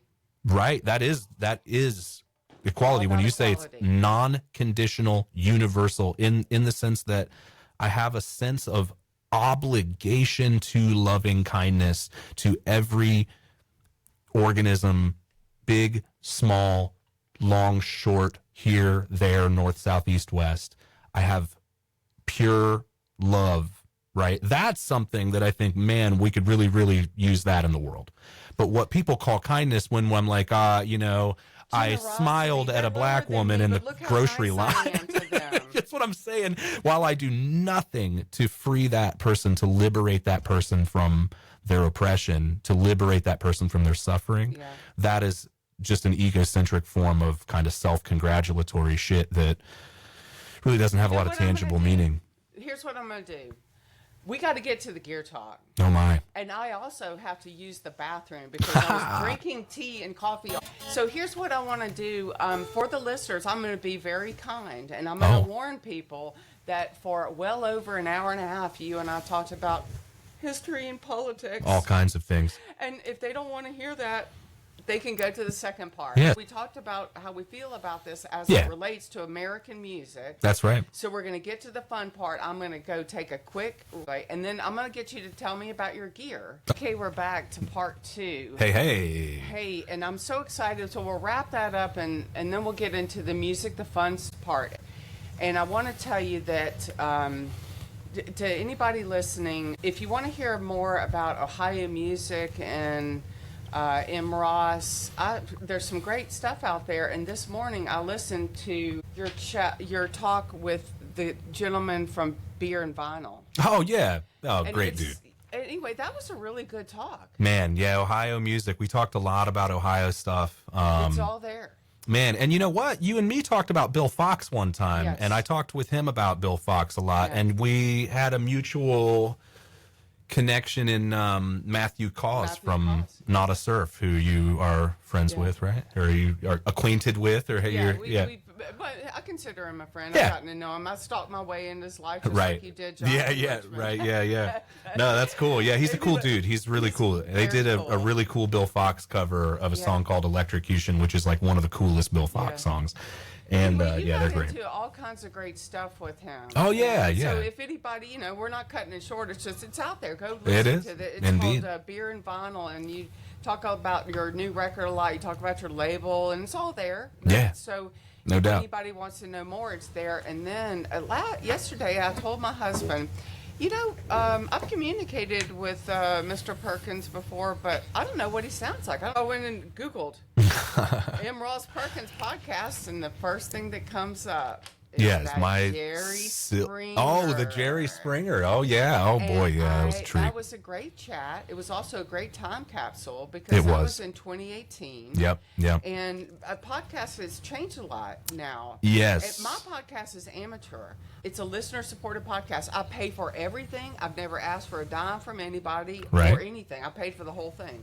I've also not spent much on it. And what there was, I love when they're talking to you, they talk about how somebody can't be there, and they're like, you need to pay him more, and it's either Jerry Springer or his cohort, rest in peace, Jerry Springer, Yeah. or his cohort says, nobody's getting paid around here. Well, nobody's getting paid around my podcast. No, It's yeah, all yeah. done for the love of it. It's amateur, listener supported. That's right. But it was a really great chat Yeah. on that, and y'all talk about civility and racism and politics. Yeah, he was. His takes were often very cool. He often had a good take on things, and He was a fine American. he A was much more interesting story than most people think of. absolutely. when they think Yeah, of it. yeah. He was, and I kind of. I tried to get into it with him a little bit, and I could tell it was something he'd probably talked about a billion times. Didn't really want to get into again, but just like what it is that made his show.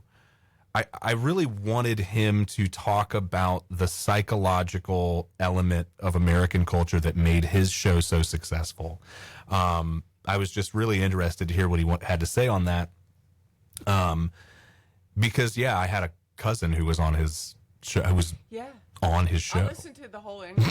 It was pretty funny. I was like, I'm not the first member of my family to be on your show. That was like a running joke. We were always like, Jerry Springer, Jerry Springer, Jerry Springer. Yeah. You can't oversimplify Jerry Springer. He had a long and interesting life. And a why civil I thought servant, that podcast was interesting. And I loved your visit. And also, if you are doing it just for a pursuit or whatever, it gets shorter. That was only a 30-minute podcast, and y'all got a lot in, including a performance by That's you. right. That's right. Yeah, that's a true. really good one. And then we all sang at the end of it too. So I want to tell you that I watched that, and if anybody wants to see that, it's out there. Yeah. But I also, the talk that you gave the gentleman with Beer and Vinyl was a pet talk and a TED talk for me. Oh, is that right? Because the one reason why I've been calling 25 my big year and that it's over now is that I cannot do this rigors of the interview thing much longer because it's too many people to navigate. And it holds me back. I have got to figure out how to try to tell some of these stories and just be me instead of having to talk to somebody. Because there's a lot of gender issues going on right now, and when I start talking, people get mad. What's she talking? It's like, it's because it's my podcast. It's a weird thing. I put something, I worked on this podcast all in 23, and that I had a relationship with a person. We were doing the podcast together, and that went down in flames. And I had to unpublish all those podcasts. It's messy. Went bye-bye. And one of them was with John Cowsill of the Cowsills. Oh, really? And it was a really fun one. And he remembered working with Vinnie Bell. And the Cowsills have electric guitar all over that stuff they made in the 70s. That's and I right. wanted to ask him a lot of questions about it. Man, and they wrote a song about Indian Lake, too, which is a place I spent a lot of time growing up. That was a very... Are so good. Yeah. And No, I know. The family Cowsills are band. sweet. The sweet band. Anyway, John they got Cowsill- psychedelic, too. They totally did. It was very interesting stuff. And John Cowsill is absolutely fascinating. And we had a great talk, but it was just like you and me. We were talking. Yeah. And when I put it on YouTube, I guess some woman who had a crush on John Cowsill since 1971 comes back to my YouTube channel 3 different times to tell me to tell Emily to stop talking. That John Cowsill should do all the talking. And that's why I get the sexism and the chauvinism is not just for men. There are Yeah, it's weird. I don't seem to hear that kind of commentary on every fucking male podcast where there are 3 white dudes sitting around talking about whatever they want. Yes. And we don't seem to hear calls for them to shut up. This lady, this lady goes, it's still there, but I'll send it to you and you can look at the comments. And she says that I need to let John Cowsill do all the talking. I thought, how's that going to work while I call somebody for them to be on my podcast? And they go, I need you to talk because I'm supposed to keep my mouth shut. Yeah, well, man, I've had some interviews like that where it's like, here's a list of questions in advance. Just answer these questions. Just and it's like, this isn't really a conversation. Karen. You know, they're out there, buddy. They're out there. Well, do you want to talk about this gear, Emily? Anyway, Let's take a look at some of my my treats back here. Is that I want to do less interviews. So this has been a real pep talk for me when I listened to you talk about how freeing it was for you to learn to not have to navigate all those personalities and become more of a multi-instrumentalist and a home recordist. That was my entree, and I said Emily's going to figure out how to do that too. Yeah, right. 26 is your year to unleash your Renaissance woman persona. You're the master of you are my shaman about the art of thinking small, because you are in most cases playing all the instruments and you're recording this music at your house. Yeah. Talk to me, man. Yeah, like you have to think in layers. I mean, everything that most art gets made in layers, you know, and like respecting stages of the process is just a maturity thing that I think, like, as you develop as an artist, you respect the necessity of stages, you respect the necessity for process, that things don't just come out. Sometimes they do. Sometimes you sit down and just, I don't know what I'm about to do, and just bang, here comes a song. And you don't know where it comes from. It's eerie. It's spooky when it happens. It's very cool. But that is not going to happen. It's not going to happen every time you sit down. I mean, it's going to happen 1 out of every 50 times you sit down, maybe, you know? Yeah. So, you know, what do you do then? You know, you need to have a process. You need invention. You need to look at in layers. You need to think about things from a bottom-up perspective and then be able to see it from a top-down perspective. You know, you need to be able to see all of these elements to do it all yourself. And it's so fun. You know, it's part of just what I've always done. You know, I've always just wanted to do things on my own. So, yeah, I've got the studio here, you know. I have a question. If you're doing home recording and you're building it in layers, inspiration strikes. Like in Nashville, these people make an appointment. They get together and they write music. Or they record music. Yep. Does it help to be in your house, and anytime inspiration strikes, you're in the studio? Kind of, yeah, it definitely. I mean, that's the idea of it. And then you always get frustrated with how little you take advantage of that, or like it always feels like I'm not taking write that down? Right, you know, like that I'm not quite taking advantage of what I have enough, you know, in terms of output. But it just, things come when they come. I try not to force things to happen. I don't want to ever put out a song, at least on a record, that doesn't have some ineffable quality to it that makes it unique. So a song like Grandma's Dead and We're Taking All Her Stuff, you know, that is like exactly what I'm after. Like a line like that is basically universally understandable, using plain language, using language that anyone can derive meaning from, saying something novel that I don't think I've ever heard another song say that before, right? Like in that case, I don't think I've never heard another song say that exact thing. Okay. And that is it. Its simplicity makes it a great chorus. That's what I'm after. So like, unless a song does that, I don't, it kind of gets pushed off to the side unless it has something about it that is unique. Like, okay, that is saying something that the listener doesn't have to do a ton of work, you know, to know what you're talking about. And I think that's kind of part of what people are after with pop music. By the way, just to prove it. Oh, yeah. I got it. Hey, there it I is. ordered it when it came out. There it is. Thank you.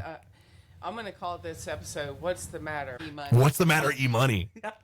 Yeah. I love this record, by the way. Thank you. I love the art direction. Thank you. Everything. You see how I dress for?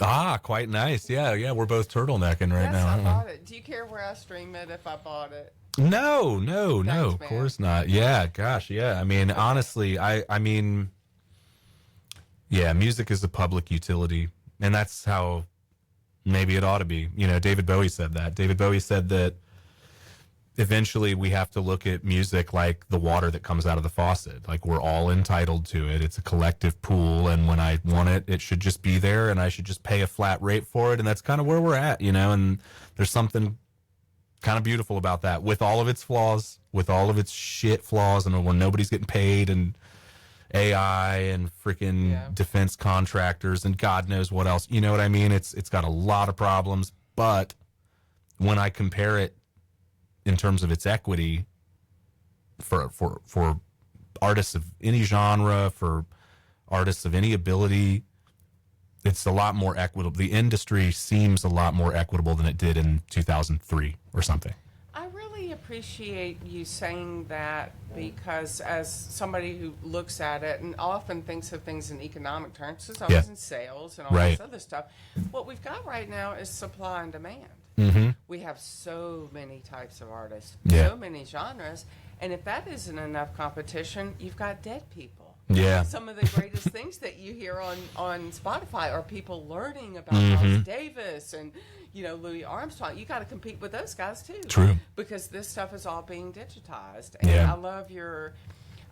One thing I'll tell anybody who hasn't listened to M. Ross's music is that one reason why I love it, it sounds like all the music that I love. Much like Randy Newman, you're a classicist. We love all the same things. You know, we can talk about the influences, obviously. We have the same Beatles, and you're doing something fresh with the approach to the songwriting and also the uniqueness of the lyrics.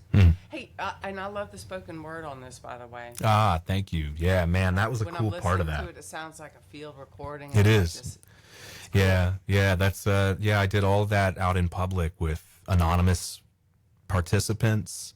You know, it's cool. It's a nice cross section of very, you know, there's homeless people there. There's really rich people there. There are people from various languages. I tried to use like a lot of language. You know, there's Japanese, there's French, there's Russian, there's, you know, I got it. all kinds I of. could tell it was authentic. I thought it was very cool. All right, enough about what I think. Turn my screen. Shut up, Emily. You need to do less talking. I'm going to turn my screen down a little bit to conserve my battery. But play for me, and I want to hear about your gear. Okay, but I do have to ask you. Yeah. And I decided not to do this in the pregame. Do you have any experience with Dan Electro or Silvertone instruments at all? Well, how about that? What an interesting question. Look at that. That's a Silvertone 1482, which is a Dan Electro amplifier. It's just Silvertone repackaged. branded, Dan Electro manufactured Yep. in New Jersey. It is absolutely the coolest amp. These are sleeper amps. I've seen a lot of people start playing with these. Like, these are getting hot. Indie bands, I'm seeing it. Because you can get them for you know, $700. Or it doesn't even have to be that much. You can get them cheaper than that. They used to be you can get them really cheap.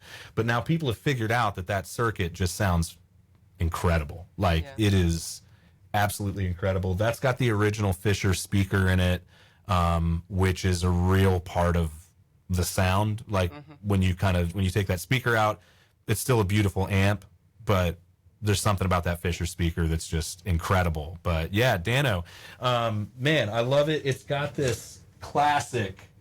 So like, yeah, without it, here's my, and I hope it sounds cool because we got it mic'd up with a 57 right on the middle of the cone. But the tremolo in this is amazing. I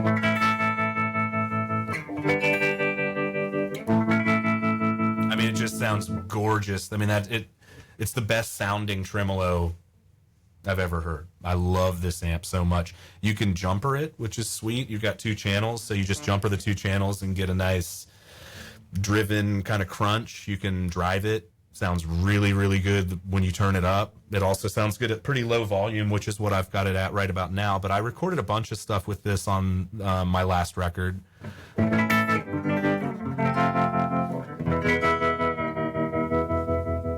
That's just, I love the sound of that tremolo, man. That's so good. But yeah, I love this thing. I know you're a connoisseur of Dan Electro's finest. So yeah, that's a really cool one. I think I've got a Silvertone bass around here someplace.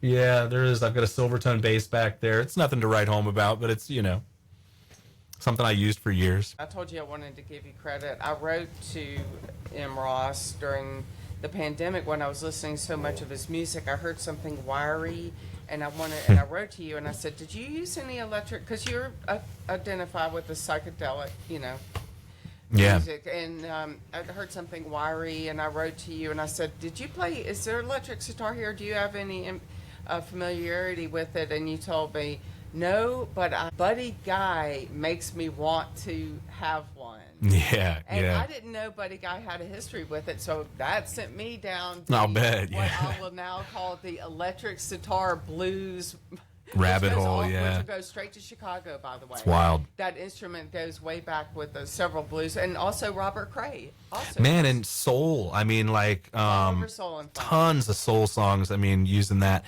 Yeah, I saw, it was funny because when you sent me that message, I had seen Buddy Guy, I don't know, maybe a year prior to that or something. And he came out and in the middle of the set was just ripping an electric sitar, and it sounded so good. It was just so cool. And I could see people in the audience, you know, like Googling, like, what the hell is that? You know, like, what's he playing? And it was, you know, just really, really neat. But man, Always get a response with yeah, I mean, people are just like, what is that? It's such a cool instrument. I thought that was really cool that you. Have you played one yet? Yeah, I have. I played one. There was one for sale at Sam Ash, and I was playing. I was in there, you know, doing my best, like Ravi Shankar type sound and stuff. But it's cool because then, yeah, it's a lot like, for me, it's like playing a 12-string electric guitar. Things come out melodically that don't otherwise come out on a normal guitar. So you think of, if you pick up like a Rickenbacker 12-string, you can play something really simple like you know, and which on a 6-string guitar is like, okay, whatever, it's D chord, you know, there's nothing remarkable about it.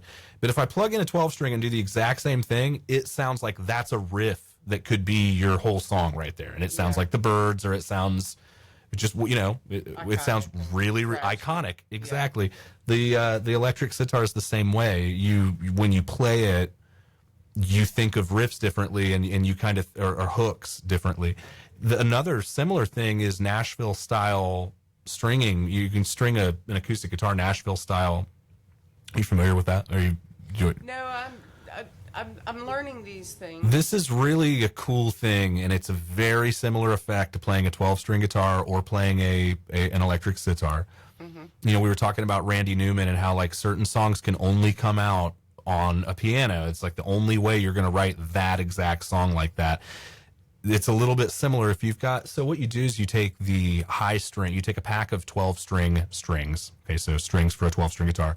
You take the high ones and string your guitar, a 6-string guitar, normal acoustic guitar, with only the high strings from the set of strings. Okay, and what that does is it just creates a different it creates different, I guess, like an interval. I don't know if that's exactly the way to describe it musically, but it changes the way that you play. When you finger pick something just really simple, like if you've got that Nashville or high strung, it is that is just a basic C chord at the nut, and it sounds. I wish I had one sitting around. So actually, I do, but I don't. I do, but I don't. But it just sounds completely different. So you should mess with that. You should string up a guitar, maybe an electric guitar or an acoustic guitar, high strung, Nashville style, and man, it's so cool. Yeah, it's high. Yeah, it's high strung. High strung like me. Yeah, exactly. Well, when you come to Nashville, and I hope you will, I'm so glad that we were nice to you here because I really want you to come back, and I want you to know that I now am the owner of 6 electric. Holy moly! So, yeah, man, you got a great collection. One day. I want to buy one from you. Let me know when you're ready to part with one. We'll see what I can what I can muster up here from the old. I'll have to go rob somebody or something. Work up the money for it. You want to hear a song? Speaking of muster, I do. I want to tell you this is completely my fault for talking about all that stuff way too much. And I'm sorry. Well, I'm not. You know what? I'm not sorry. We talked about anything we wanted to. No, yeah, me neither. Yeah, it was a great conversation. You're good at press, and you're very articulate, and you enjoy it, and you enjoy the podcast. I do. I love talking. You told those guys that you enjoy the podcast format. So anybody who listens to that go, I'd love to talk to that guy. Oh my God, call me up. Yeah, I mean, seriously. You can't get me to shut up about stuff. No, I love talking about stuff, man. You're a great guest. You're always, Thank you. You know, you're prepared because you're well read, and you got lots of interesting things on your mind. Thanks. And I'm sorry that I wanted to grab as much of those as the Gear Talk. This is ostensibly what this is supposed Quote, to be unquote. about, which is music. But I want you to play something for me, Mr. Perkins. And I want to. I love your sense of humor, by the way. And I remember. Likewise. That's why I wanted to see you talking to somebody because I want to be on my game. If you're too droll, you know, I want to get into the job. Because I remember once I wrote to you and I said, M.ROSS, what's your first name? What do your friends call you? And you said, my friends call me M.ROSS Perkins. You wrote that back to me. Yeah, that sounds about right. Yeah. Hey, V for victory on that one, Mr. Perkins. That's why I love to call you Mr. Perkins. Oh, how nice. Anyway, I want you to play a song for me. All right. And I am so excited about this. All right. You know, I'll play one that you mentioned you liked, and hopefully it should sound pretty good. I don't have a way of testing this mix, dear listener, so I really don't know what this is going to sound like, but does it sound good over there? Yeah, it does. Sound balanced? You need more or less of anything? Sounds good. Okay, great. Sounds good. All right. Okay. Let a little lazy in your life. Oh, let a little lazy in your life now.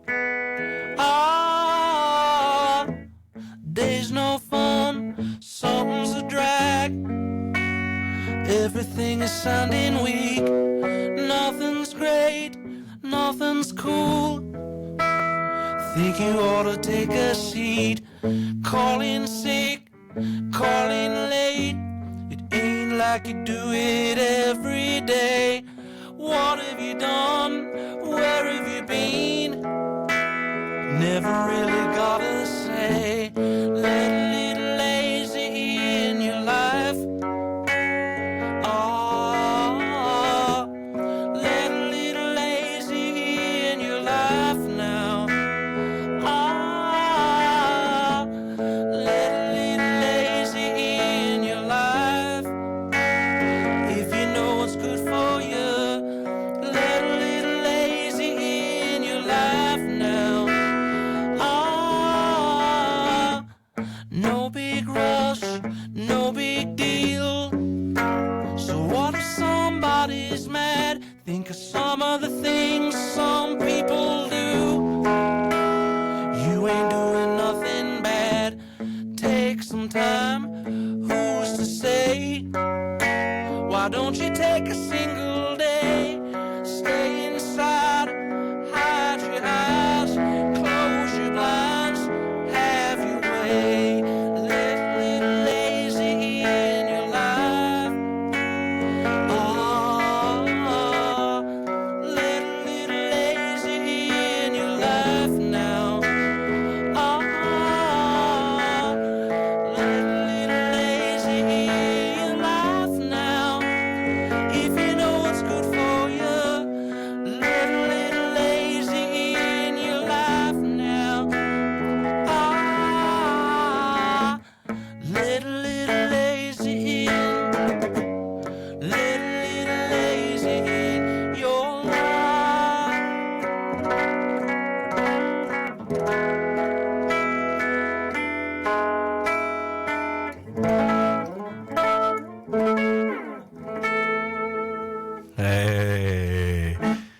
That's for you, E-Money.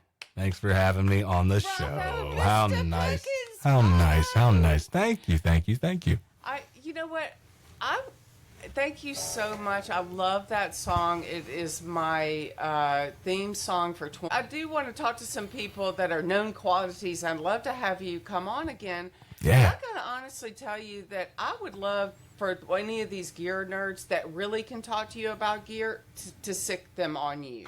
Because I do like to talk about gear, but I can only talk so much. When you start talking about that amp and you talk about driving it and all this other stuff, I'm sitting there going, truth be told, Somebody most knows what he's people talking know a lot more. I mean, man, I just know what sounds good. I know, but guys that's get why they really want to into talk it. to you, because these records sound great. Thank you. Thank you. I mean, I would just say my thing is like a lot of guitar people, a lot of gear people have an additive approach to gear and an additive approach to sound in general. Meaning, okay, this thing lacks some quality. Okay, whether it's my guitar tone, my piano, my drum, my snare, whatever it is, it lacks something. Therefore, I should add something to provide what this lacks. I take a reductive approach rather than an additive approach. I think that the more things you put in between your signal and the listener, really, the farther you get away from what made so many classic recordings so great. And you look at signal and, you can do all kinds of things to it. And it's different for every genre. This is not true for EDM, for example. The more processed that is, the better it is for that genre, that art, But for what I'm doing, the more things I put in my signal chain, the worse. So right now I'm playing directly into this amp. I'm not playing a pedal. I don't even have a tuner plugged in. I got a headstock tuner on this thing. And to me, Yeah. it doesn't lack anything. I don't understand hearing that and going, but it would be better if it had this. Yeah. And a lot of people do that. I think that's a fundamental dissatisfaction that people have with just not embracing what things sound like and embracing that, hey, these are really cool Seymour Duncan pickups and this really cool Gibson SG guitar. Yeah. And that's a really cool late or mid 60s Silvertone amp. And I got a cable. And that's all I really need. I'm going to play. It's going to sound like me, and I don't need to drop 5 pedals in the middle of this signal chain to get this to sound cool. I think that's just the way I approach it. You know what I mean? That's, if anybody wants to know why my record sounds like it does, because I'm using that mindset when I produce things. Well, then you're the perfect person for me to talk to on my year of going small. Last year was my big year, and this year I'm going small, which is why I'm getting my carpeting. I'm fixing up the house because I'm not going to be leaving it very much. Hey, cool, man. I like that. But so you were the perfect person to talk to about this, and I really do want anybody who's listening to this, if you're a podcaster, call Mr. Perkins up. He's a great, hit me up. I love talking to people, man. Right on time, and everything sounded great. So easy to deal with. And we had a snafu the other day where the internet wasn't down. Yeah, you had plenty of time for me, and time is the greatest commodity. And look, you gave me almost 2.5 hours today of your New Year's Day. What a pleasure. Yes. I've been really looking forward to it, seriously. I really appreciate it. I had so much fun, and I know I'm going to see you in person. I'm going to try to see you in person in 2026. I can't wait. We got to come down there. Down here. I told my husband I want to go back up there to America's Heartland and see more. Man, you know what? I can say a lot about Ohio, but if you come up here, we'll take really good care of you. I believe it. I've told you a couple of years ago, so I'm going to get up there.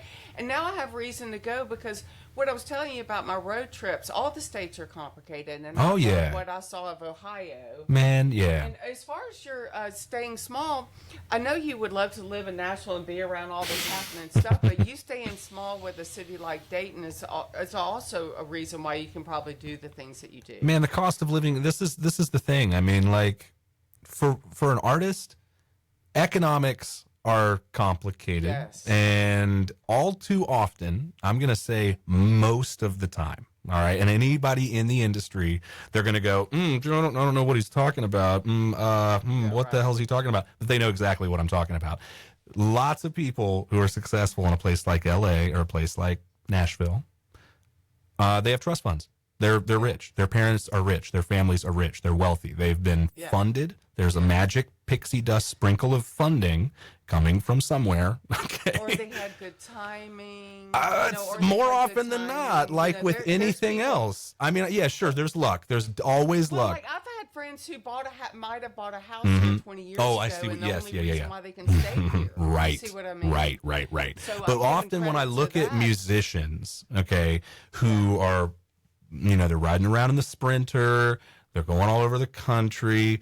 They got 14,000 likes on Instagram. They're doing pretty well, whatever. They got 50,000 people a month listening on Spotify. It's pretty good. Nashville is the capital of the parentally funded. This is what I'm saying, bro. Trust me. I own an Airbnb and I have them stay in my. Oh, you see it all the time. Yeah, I see it all the time. I got a front row seat. I live right near Music Row. The parentally funded career built this city. Oh, man. Oh, yes, this it did. City is built on the parentally funded career. I love that. A lot of these girls, they do get to make an album or two, and then they get married, and they go back to Dude, Kentucky. But it is true. It is true. I know. It's so the dirty little secret of the music industry that nobody wants to talk about. So, look, I mean, up here in Ohio, we've got a pool of people that live here who are top notch. All right. I'll even point one out, man. We got Kelly Finnegan, who just moved here from LA. Yeah. All right. Decided he's coming to Cincinnati. This is where his label is our label, Coal Mine, is situated. And they are a premier indie label. They are fantastic. They are there. It does not get better than that at that level, at that tier. That is the best label you're going to find. I'm sorry, it's just true. And so Kelly is he figured it out. What we've all kind of known here in this state, which is you can get things done. You can get shit done. That's what I'm saying. I don't have to, I don't have to live with 6 other people. Yeah. Nor do I need to have some kind of, if I don't have a trust fund, which I don't, then what am I going to do? So yeah, I mean, I think there's a certain honesty about the economics of making music that we should be real about. From me, I got a cot right here. Cool. And I offer it to many of my friends who are in music. The hotel rooms are very expensive around here. No doubt. Yeah, that's true. If you need a room at the end, we've got it here. Thank you so much, Emily. I really appreciate that. And I'm going to take you up on that. My crew would love you too. My band, man, they would adore you. Up there to Dayton, or I'm going to get you down here. Please do. Yeah. Well, we'll talk, because we'll talk and try to get something going down there. Maybe you can help me get a couple gigs down there. We'll see what happens. One thing else we're going to do before the battery runs down. Yep. I'm about to say goodbye to you, but you are.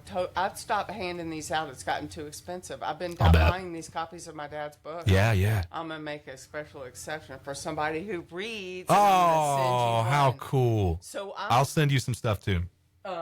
I'm going to hang up. Somebody told me the other day, does this sound like I'm hanging up? Does this sound like Right, yeah.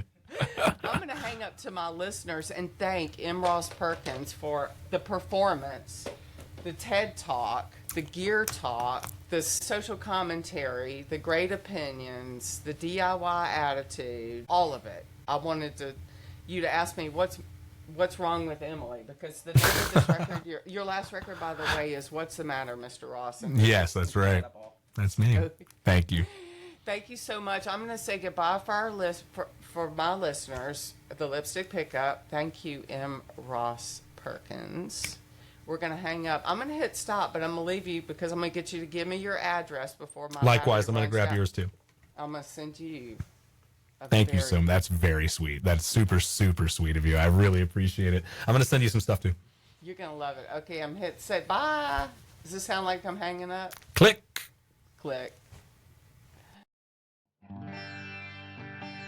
If you hear excellent tone and the sound of birds chirping, it means you've made it through an entire episode of the Lipstick Pickup podcast.